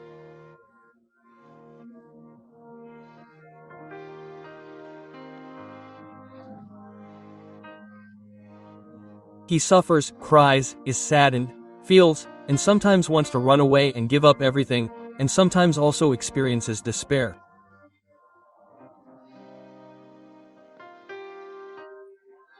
Questions and answers arise in the heart of that human person. And sometimes what emerges is simply shared humanity. What you are experiencing, I also experience. And so I let out what is in my heart and also what I need to hear. Because I am not only preaching to you, I am preaching to myself, and I am not afraid to admit that I am a fragile, a very broken man.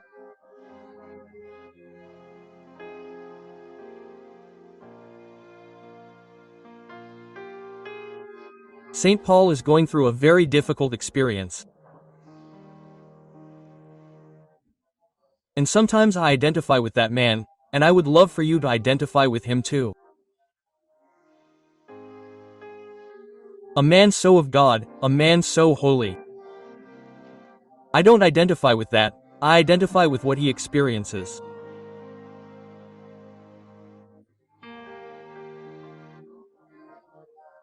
And how so many trials and afflictions begin to visit this man of God.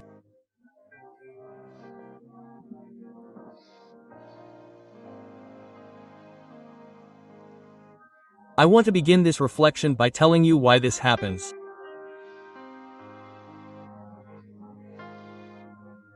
And it happens simply because the devil has already come out to meet us.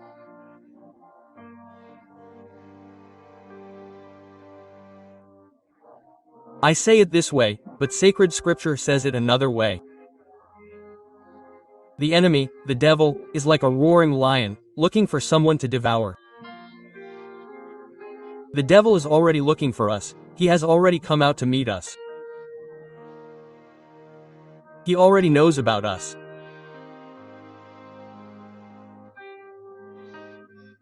And so St. Paul begins to tell us how the devil came out to meet him, how the devil played a dirty trick on him. The devil, says St. Paul, has buried a thorn in him.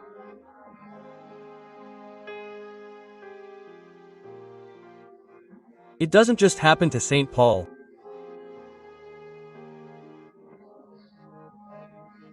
I'm sure it's happened to you, and I'm sure it's happening to me.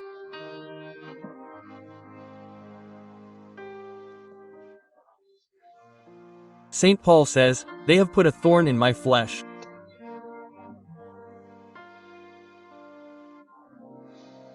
Friends, when one hears this word, one feels solidarity with this man.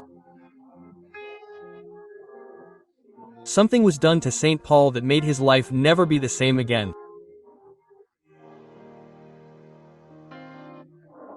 Something was done to him that changed his life, that made his life take a turn.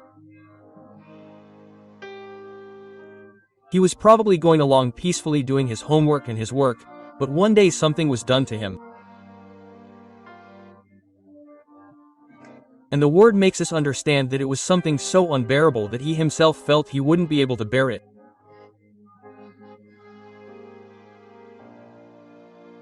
That day his life changed.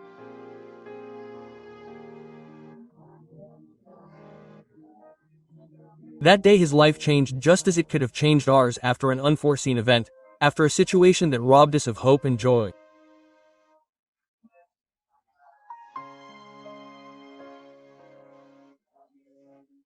Paul's life was split in two from that moment on.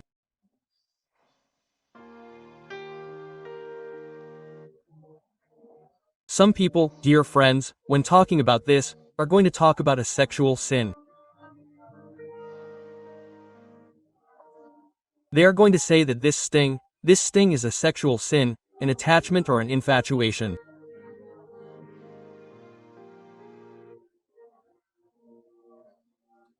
Some people have dedicated themselves to studying what the sting was that the devil put in Paul's body, and some respond, it was a sexual sin that he wasn't able to handle, that consumed him, it was an attachment to someone, it was an infatuation.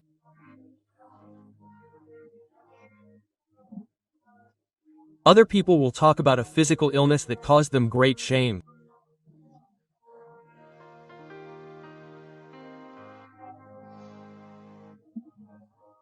Others will refer to a complex, a vice, or a slavery.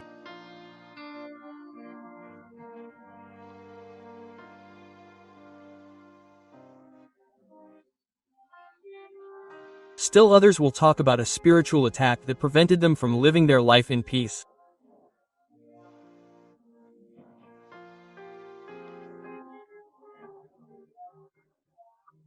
And so this becomes very familiar to us because what Paul experienced, some of us have experienced or are experiencing, and these are those unexpected blows that change everything in our personal lives, in our married life, in our family life, in our life plan.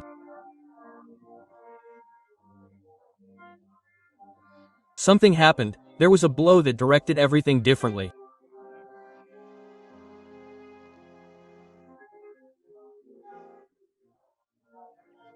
And I began to think about how that sting could also be in my personal life, in your personal life. It could be the inability to be faithful and respect those who deserve a pure and sincere love.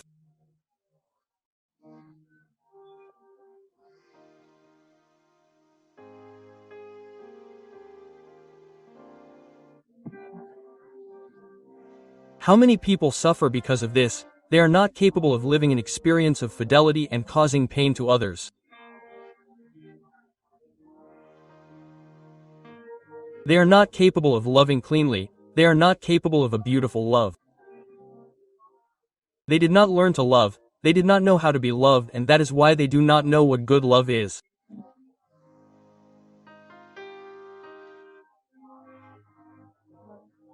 I thought, how could that sting be my arrogance, believing myself to be better than others or thinking that I am always right?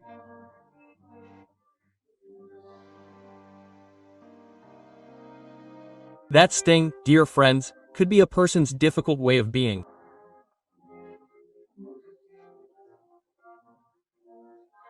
There are people who have very difficult ways of being, little empathy and connection in relationships, my lack of tact towards others.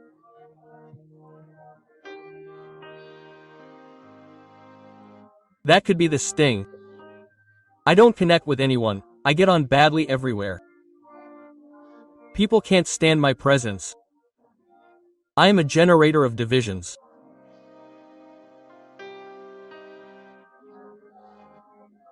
That sting in everyone's life could be living a life of lies, deceptions, and justifications. There are people who don't know how to tell the truth. There are people who always have to find excuses. There are people who have to make up a story to get away with it.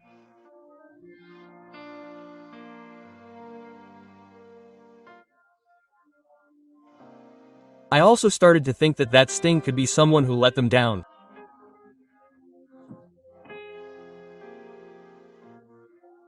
I have not been able to get over the fact that someone has let them down. They caused me so much pain that I thought I couldn't take any more.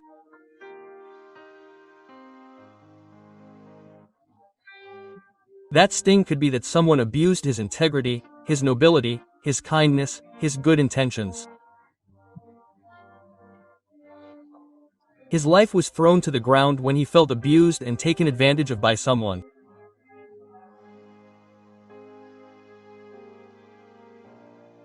Someone played with his feelings. That could be the sting, dear friends, of many people. Someone played with a person's heart and wanted to cut short their dreams.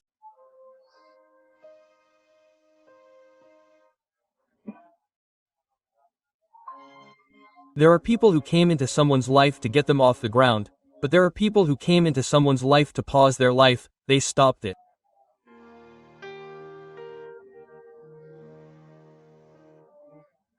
And that could be the sting in a person's life. They played with my feelings, with my good intentions. They took my heart and turned it into nothing. I had so many dreams and now I'm not even able to dream.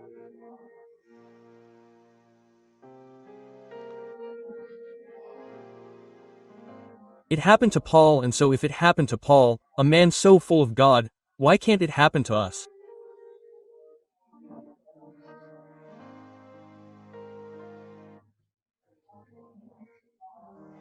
And someone might say to me, Father, how would St. Paul experience that pain?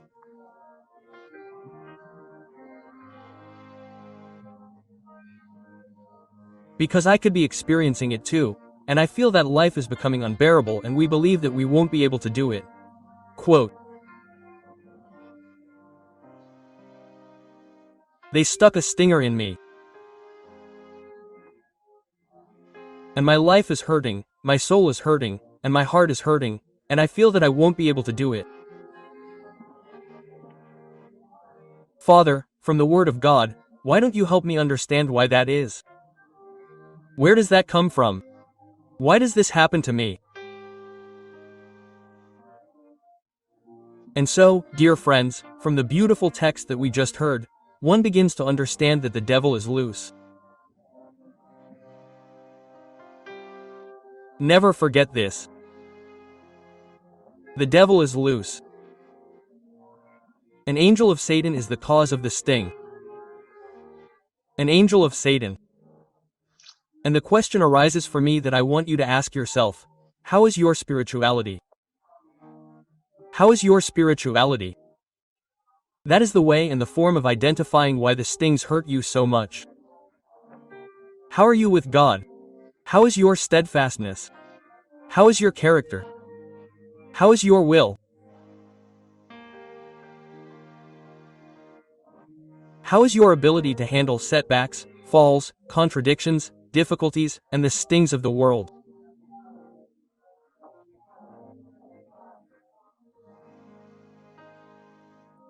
It is the work of the devil, the work of the evil one.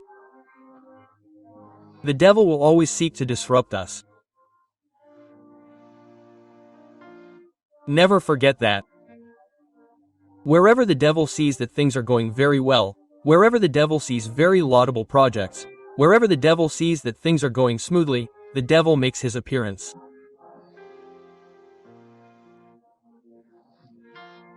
He wants to disrupt us, and that is why we must never forget this, that anything becomes a deep and incurable wound when we are far from God.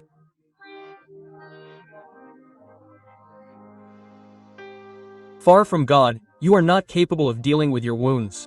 Far from God, you do not know how to avoid the stings of the world.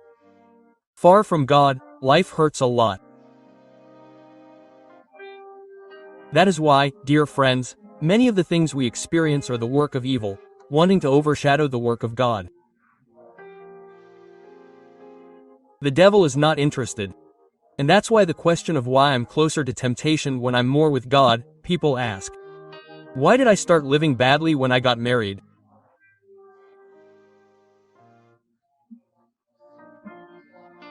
And the only explanation is that when you get close to or let God do his work in you, the devil doubles his strength to begin doing the work of the evil one in you.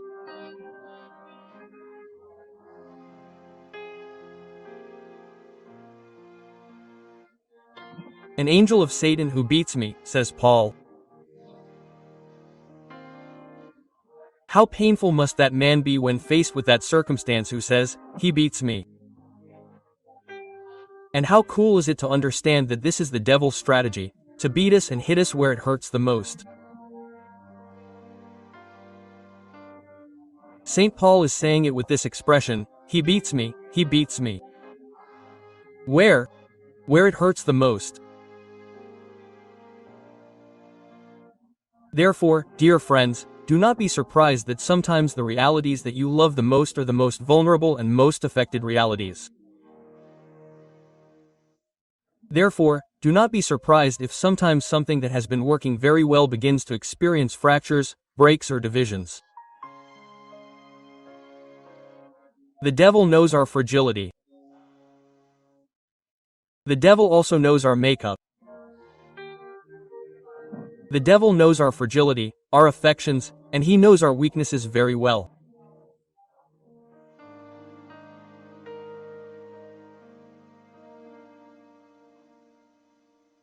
The devil is bothering me with this.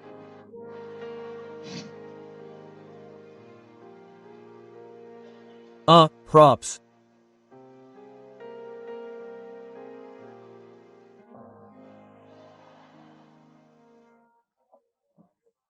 The devil knows our fragility, he knows our affections, and he knows our weaknesses. When did the devil approach Jesus in the desert? When he saw him hungry and offered him food. He knows what the most vulnerable part of our being is. He knows. And that's where he always seeks to attack. He knows it. That's where he starts to put his sting. That's where he starts to put his backstab. Why, Father? And the Word answers us, so that he won't be arrogant. One strategy of the evil one is to remind us that we are not such winners. That's why he makes us lose.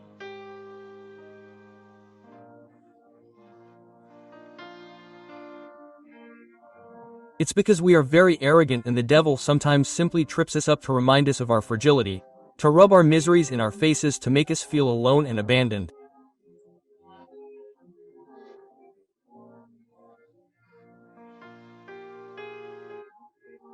That's why the devil always asks Jesus about his dad. Where is your dad? Tell your dad to come and pick you up if you jump off the ledge of this temple because he wants to make you feel alone and abandoned. He makes fun of our struggles, making us believe that they have been fruitless. You have done nothing, my friend. You are a loser.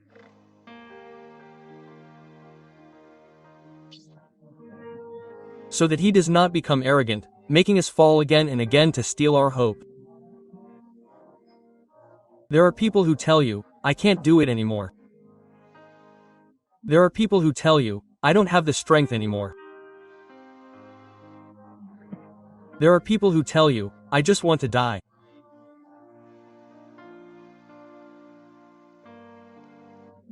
Imagine that man in that anguish and with that sting.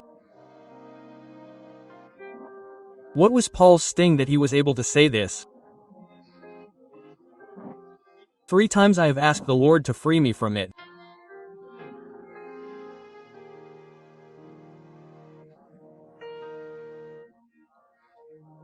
Friends, he has not asked once, he has not asked twice, he has asked 3 times, which means always persevering in a plea.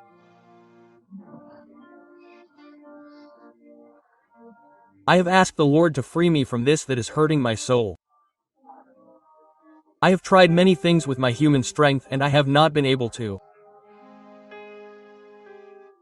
A wife comes to me with a broken marriage and says, "Father, I have asked God and I have not been able to. I have sought help, counseling, professionals in all fields and I have not been able to. I have not been able to." Quote. She says to a young man who is addicted to addiction, tired, who is no longer able to handle it. In my helplessness I have wanted to give up, even die. I feel tired, Father.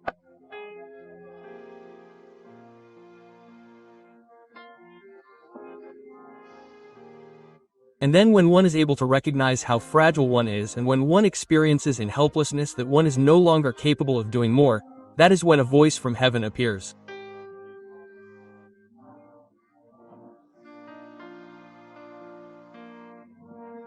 The answer, "Lord, tell me what to do." "Lord, I feel that I will not be able to do this." And a voice from heaven appears saying, "My grace is sufficient for you." How beautiful, man. "Lord, I am not capable. My grace is sufficient for you, Lord. I am going to give up. My grace is sufficient for you, Lord. I am going to try to take my life. My grace is sufficient for you, Lord. I am going to destroy my marriage. My grace is sufficient for you, Lord. In my house we can't take any more, and each one goes his own way. My grace is sufficient for you, Lord. I'm going to close my business. My grace is sufficient for you. My grace is sufficient for you." How beautiful. That means you don't need anything outside of me. God tells you so. What does it mean, my grace is sufficient for you, that you don't need anything outside of God? That you have sought help elsewhere when help is only in God, that you have had the weapons to overcome your hand and you have despised them.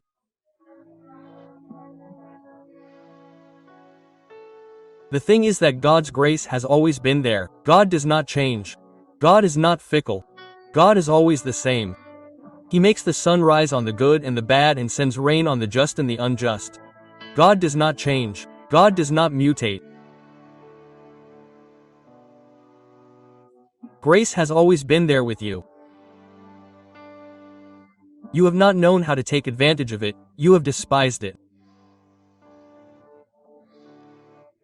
And that is why the first weapon to overcome is to recognize that which has to be overcome.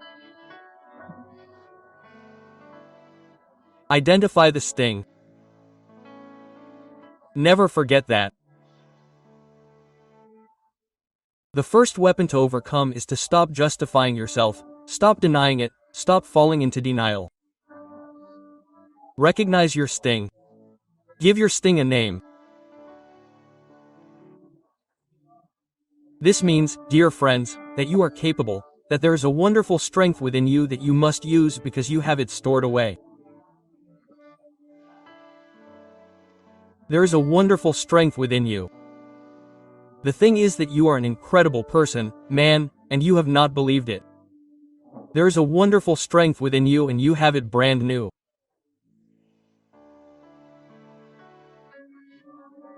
A battle taken on with God is a 100% guaranteed battle. Why, Father? Because He fights for you. He fights for you. And Father, why do you say that I am so great? Because He made you very similar to Him. Don't you think that is very nice? He made me in His image and likeness. You are as great as He is, but you have not believed it. You are capable because you have intelligence and will.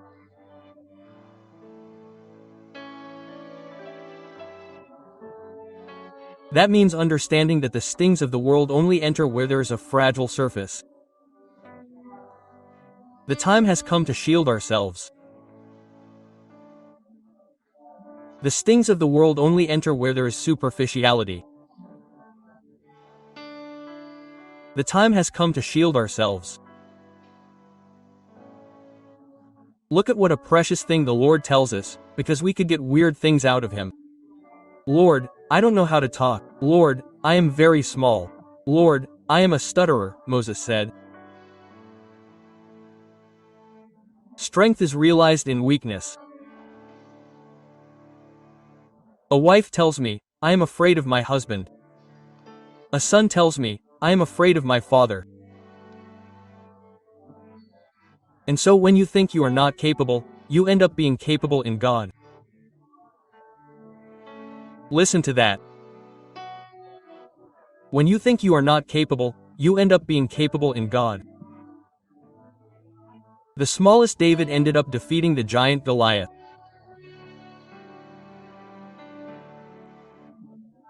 You recognize yourself as small and you bring out that big man inside you. Sometimes in relationships there is certain abuse because the other person thinks I am not capable. They think I am not capable.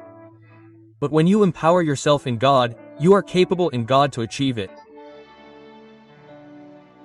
Everyone sees you as fragile because you haven't brought out your best weapon.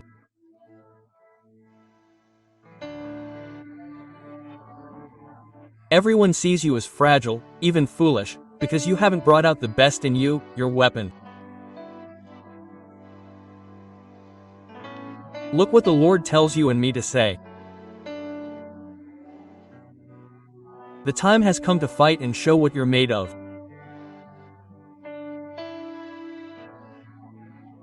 The time has come to fight, get rid of that thorn, and show what we're made of. Close your eyes. With your eyes closed, you're going to ask yourself this question. Why did God bring me to this place today? I didn't want to come today. Today I told someone, I'm not going to come. Today I did things not to come, and I'm here. Quote. And the question is, why is God polishing you?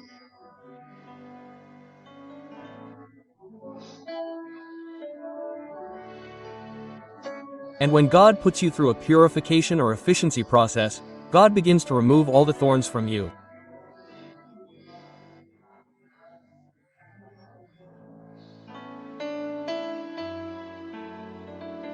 What are your thorns? You have to recognize them. God brought me here today to recognize that many of the things I'm experiencing are because I wake up with the thorn. I am with the thorn all day long and I go to bed with the thorn. And the thorn is not part of us, it is a foreign body. You have to fight against it. Why did God bring me here today? He brought me to tell me something that I had to hear. My grace is sufficient for you. My grace is sufficient for you. My grace is sufficient for you. You are capable. Alone. No, with me, yes. Alone. No, with me, yes. You are capable.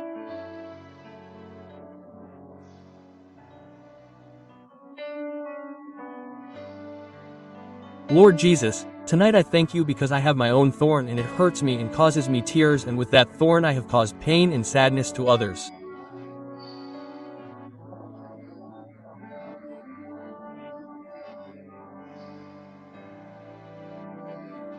Lord, thank you for showing me how a man named Paul knew how to overcome it.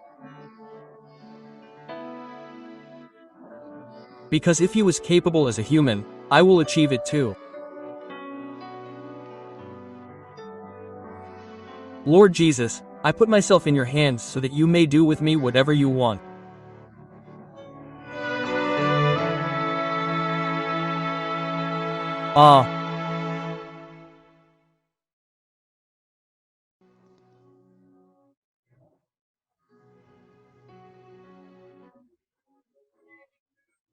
We begin this journey and become aware of something wonderful, that in a world like the one we are living in, one cannot afford to be far from God.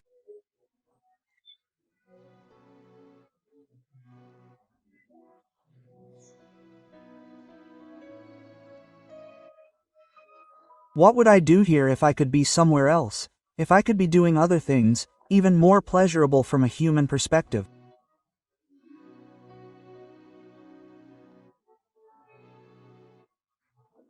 And I am here because I am discovering that in a world with everything that is happening, I cannot afford the luxury of being far from God.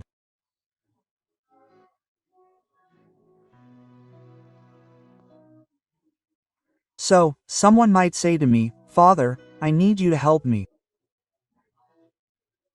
Help me, Father, because my life is hurting and my heart is hurting. I have experienced, Father, the rigor and the consequences of having distanced myself from the Lord at some point. Father, help me." And so I am going to propose something to you, that you return home.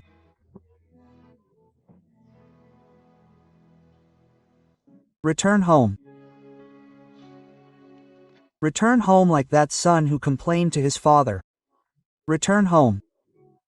In the book of Hosea we are told a wonderful thing. One day the wife went away from her husband and was unfaithful to her husband. But then the husband goes and looks for her and says, "Come, let's go to the desert. Like when we were young." And she decides to return to her husband who is God, because things are better with him.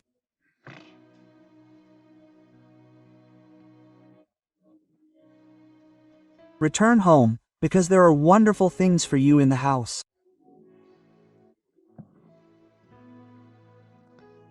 Let's look at this text. And with this text, all I want is for you to understand in a special way that the world can fall and you will not return to God's side.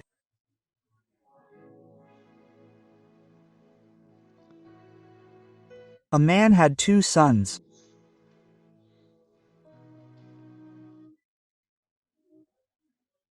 The younger of them said to his father, "Father, give me the portion of the inheritance of the fortune that falls to me."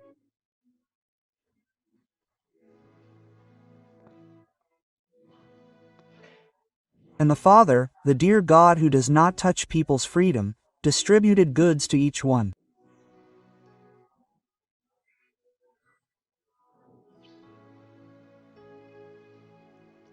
Let's get into that gospel. The younger son is the most fragile son. The younger son is the spoiled one. He is the one who needs the most care. The younger son is you, I am.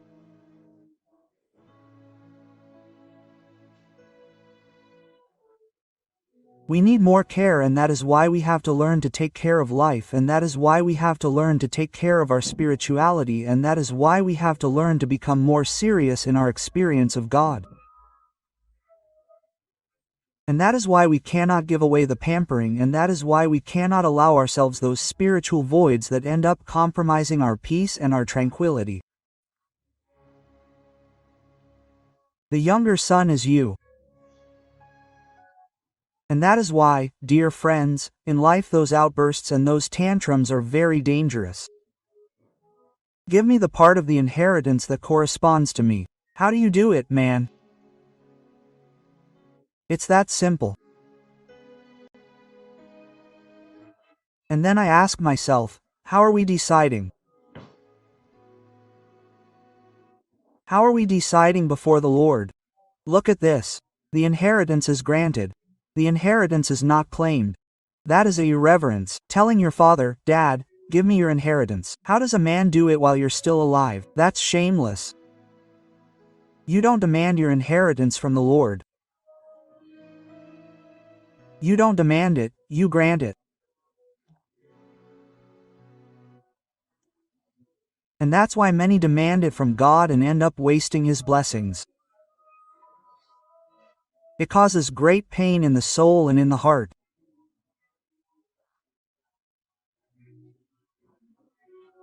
It's not having learned to be grateful for God's blessings, His abundant graces, and not having understood one thing, that everything, absolutely everything happens and has to be given in God's time.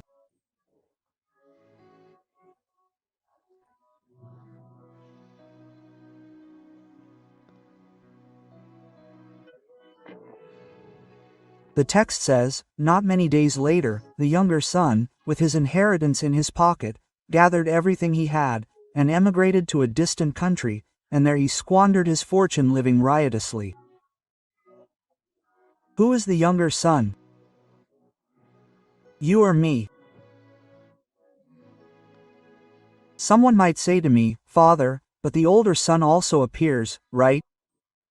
Today you are the younger son who needs care, who has to be serious about his faith, who cannot go challenging God, who has to be grateful for what God has given him. Not many days later, the younger son takes what he has and leaves. When the gospel tells me, "not many days later," it is showing something that is important, the lack of discernment. Not many days later means that he did not take time to think. And that is why it is necessary to learn in the face of life, in the face of problems, in the face of difficulties, in the face of what I am experiencing. It is necessary to learn to think maturely. Friends, we are no longer children. A child is forgiven for making a mistake in a decision, but life no longer forgives our bad decisions.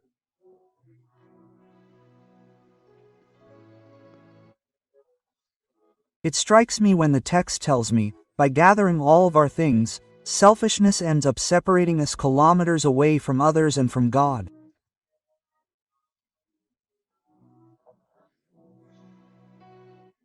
How many times do you also gather everything you have thinking only about yourself? You don't think that you have a mother, you don't think that you have a family, you don't think that you have children, and you go through life making rash decisions without realizing that the consequences of those bad decisions end up affecting other people.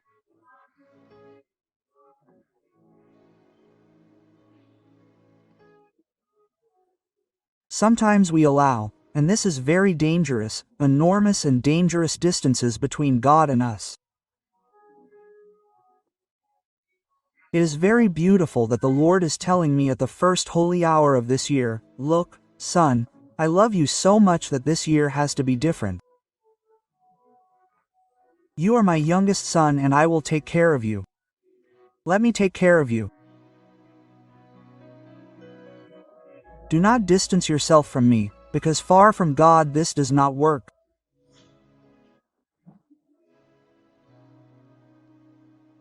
He squandered his fortune living recklessly, far from God. There's only perdition. If everyone tells me so, if everyone relates this to me, "Father, I began to have a very bad time since I distanced myself from God." Far from God there is only perdition. When he had spent everything, a terrible famine came to that land and he began to suffer need.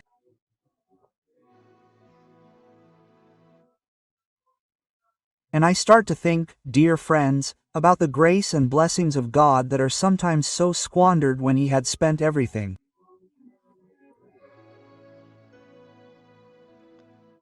God has been very dear to us. God has been supremely generous to us. And we sometimes end up throwing God's blessings away.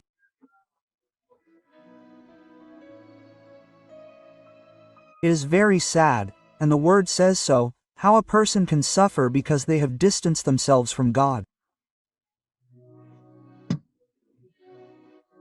From having everything to having nothing. That boy was very well off at home. Man, he didn't need anything. He had a big house, he had servants, people who took care of him, he had good food, he had a father who was dying for him, and one bad decision led him to lose everything.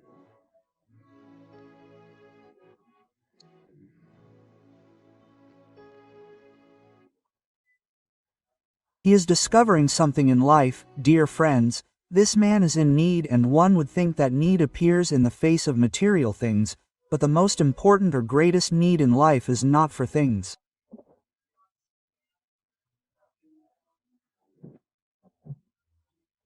The greatest need is for someone to remind us how rich we are.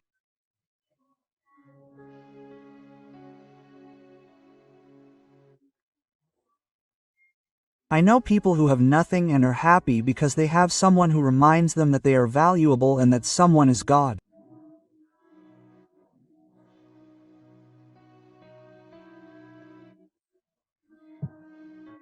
That man surely does not feel pain for what he has lost, but for the absence of a good father who gives meaning to his life. He went then with nothing, with empty pockets, an upset stomach, nothing. He went then and insisted so much with an inhabitant of that country that he sent him to his fields to take care of pigs.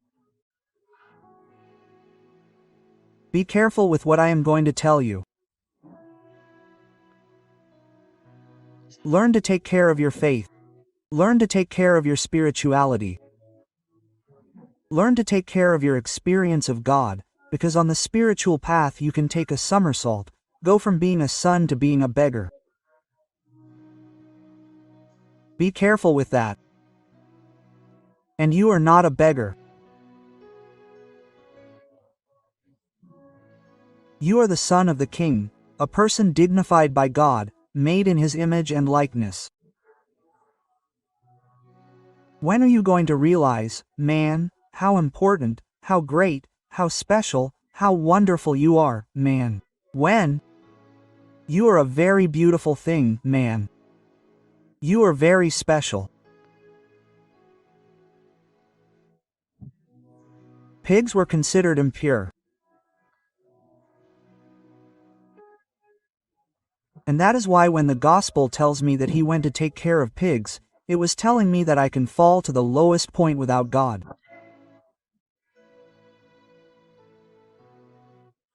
When a person falls to the lowest point, when they compromise their experience of God.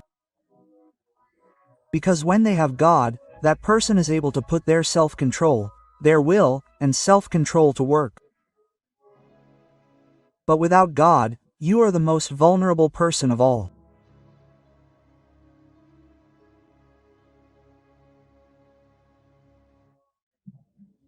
Away from God, one will always end up wallowing in the world's pig pens. Friends, I know people wallowing in the world's pig pens. I know people wallowing in the pig pens of despair and fear, of tiredness and fatigue.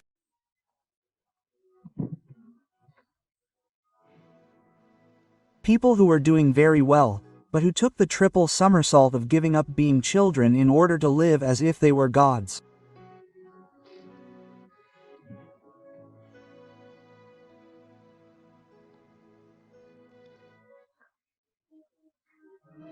The word tells me that that man wanted to fill his stomach with the carob beans that the pigs ate, and no one gave him anything to eat.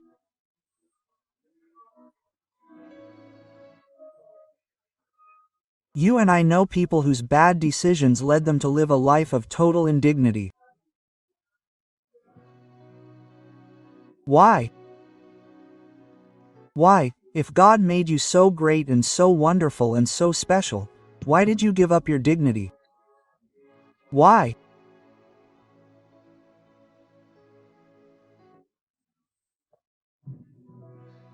Sometimes we become beggars for people. Sometimes we become beggars for affection. Sometimes we become beggars for presents, and we negotiate our dignity.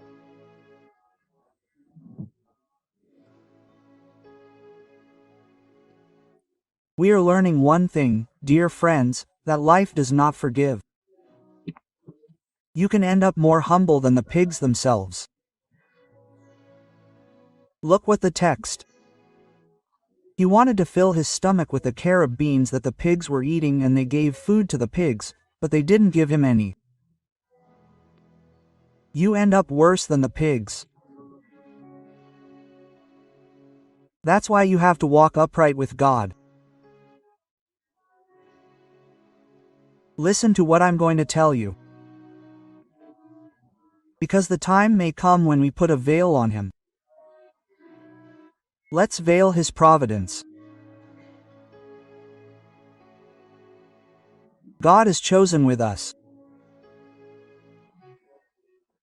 But when a person runs the risk of letting go of God's hand, he puts a curtain on divine providence, that is, on that mercy and compassion, on that infinite generosity of the Lord. And that's when one begins to see himself so squeezed, that's when one begins to see one's back against the wall.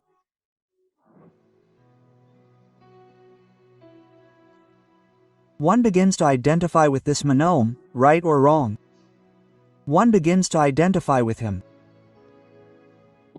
But how nice that we identified with what comes next. One day he woke up, overwhelmed, turned into nothing, surely wishing for death, but thinking about it he said to himself, how many hired servants in my father's house have bread enough and to spare, and I am here starving? You know what he's saying? I'm not here to take care of you. I'm a son. I'm my dad's favorite son. That's why, friends, look at what I'm going to tell you, because we're starting to identify with him.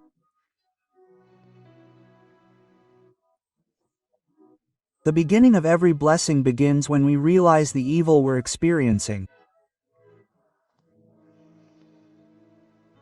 There's nothing more annoying and dangerous than a person who doesn't recognize their mistake, a person who doesn't recognize that they're in a situation they need to overcome.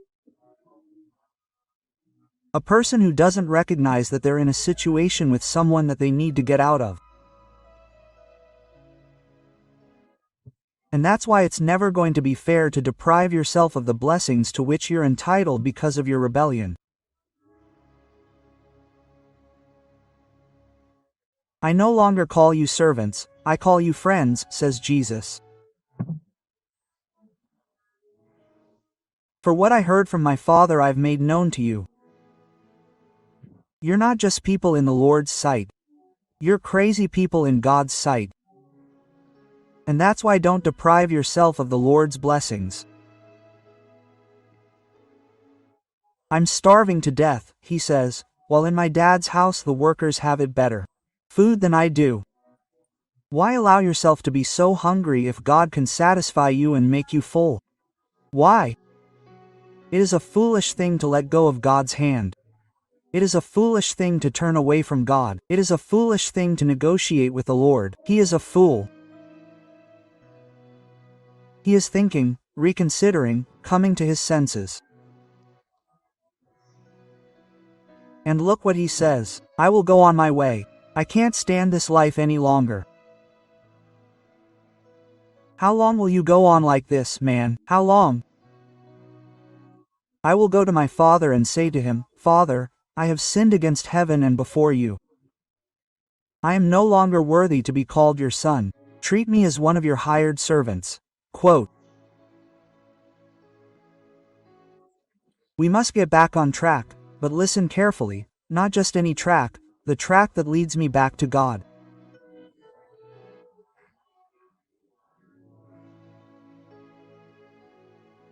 Get back on track, that's called conversion. Get back on track, that's called discernment. Get back on track, that's called letting yourself be guided by priorities. And the greatest priority is the Lord. I don't negotiate with God. I will acknowledge my guilt before the Lord. I'm going to go to my dad and tell him, you know what, Dad? I was wrong, man. I was wrong. I will acknowledge my guilt before him and commit to a serious process of faith. I can't be a charlatan in faith, man. I can't be a charlatan. Life ends up taking its toll on you. If God takes you seriously, why don't you take God seriously? And then one starts falling, as in this reflection. After having tasted so much misery, no one can ever opt for the world's pigpens again.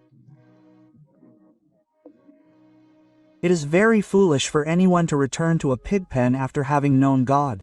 It is very foolish for anyone to want to return to Egypt, to slavery, to chains and stocks. He set out to where his father was. While he was still a long way off, his father saw him and was filled with compassion, and running, threw himself on his neck and began to kiss him. That father did not sleep every day standing at the window waiting to see if his son would return. That is a very beautiful thing. God never stops waiting for you, and sometimes we leave him waiting.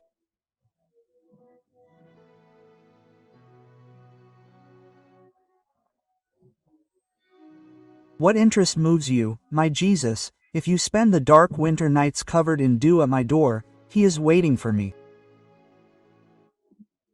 Yes, let it be winter. The way back to God is already the greatest blessing. And that's why you're going to notice something wonderful. When the son returns, the father doesn't even say to him, "Hey, man, why did you leave, man?" He comes like Peter, so he doesn't say anything to him, he simply welcomes him.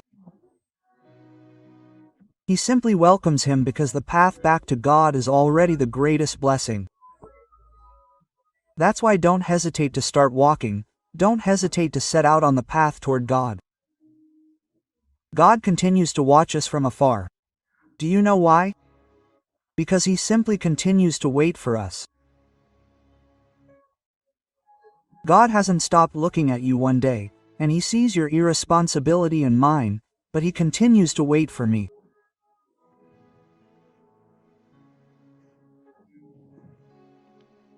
God, who is madly in love with us, doesn't know what to do with the one who comes back through the door that he once closed.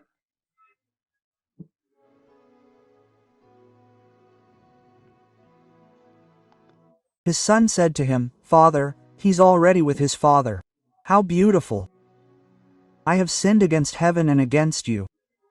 I no longer deserve to call myself your son. And you can tell me, Father, I love that story. How wonderful to bring that into my life. Tell me, Father, what can I do?" And then we understand that what we sometimes need is to meet God face to face again. He is face to face with his Father. He tells him, "Dad, I was wrong. I don't deserve to call myself your son." A face to face with the Lord. To speak to his heart and acknowledge our miseries before him. I was wrong. If I am not an angel, if I am made of flesh and skin, I was wrong, Lord, but here I am. Here I am to renew before you the desire to be your beloved son again.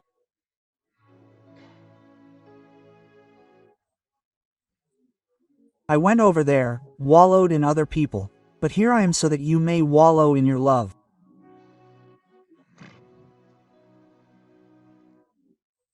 And one begins to realize that life far from God hurts a lot.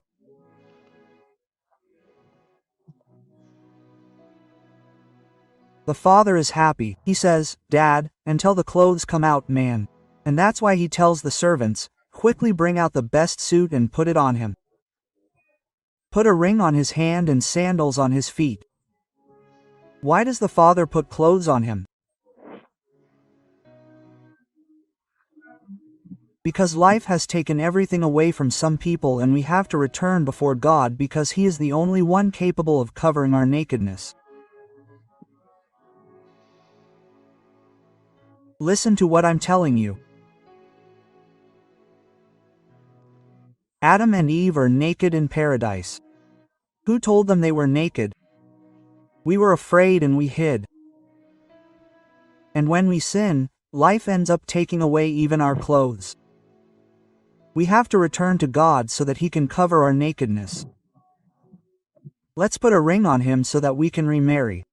Son, and don't leave me again or I'll miss you so much.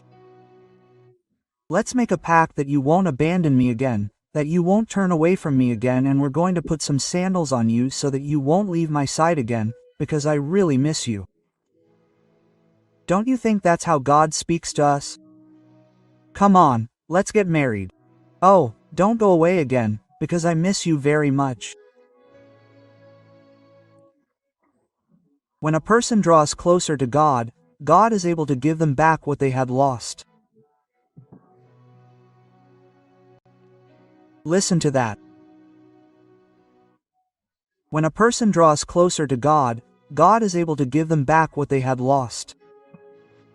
I'm going to finish. The father says, my heart is going to burst out, I'm going to have a heart attack. Let's have a party. Bring the fattened calf, kill it. Let's celebrate a banquet because this son of mine was dead and has come back to life, he was lost and we have found him. When a person lets God find him, there is a party and life smiles again. There are people who tell you, Father, life doesn't smile at me. Come back to God. Quote, may God bring smiles to life. He was dead and has come back to life. God can make your life an experience of resurrection.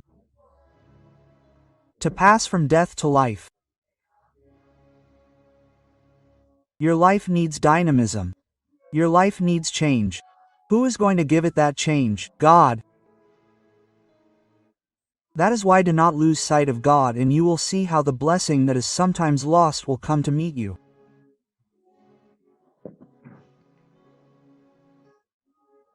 Do not lose sight of God, and you will see how the blessing that is sometimes lost will come to meet you.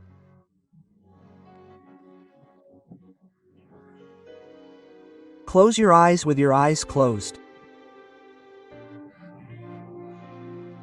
You are going to tell the Lord there with your little eyes closed, Lord, thank you for putting me here today in this place. Thank you because you have made me understand what I had to understand, that I do not let go of your hand, that sometimes I have felt like leaving, that I have fought with you, that I blackmail you as I please and manipulate you, but the one who loses is me. I am not a prodigal son, I am a son who is welcomed, received, awaited, loved. I am not the son who leaves, I am the son who stays.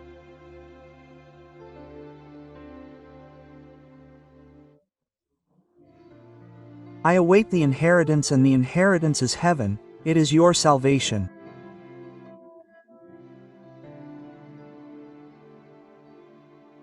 I will not leave your side because it hurts a lot away from you. Only pigs and hogs await me away from you. And I do not want to work on that. Lord Jesus, grant me the joy of letting myself be found. Grant the joy and happiness of thinking things over to return to your side. Lord Jesus, I am your youngest son. I am your youngest son who needs your attention and your care.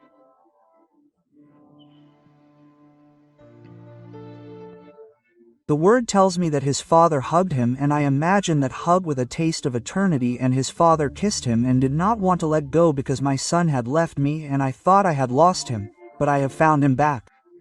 You are the child of God whom he loves so much. That is why I ask you to please feel God's embrace tonight.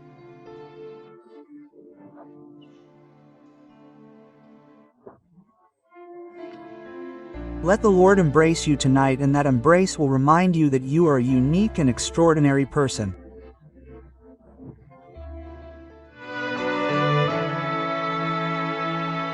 Oh,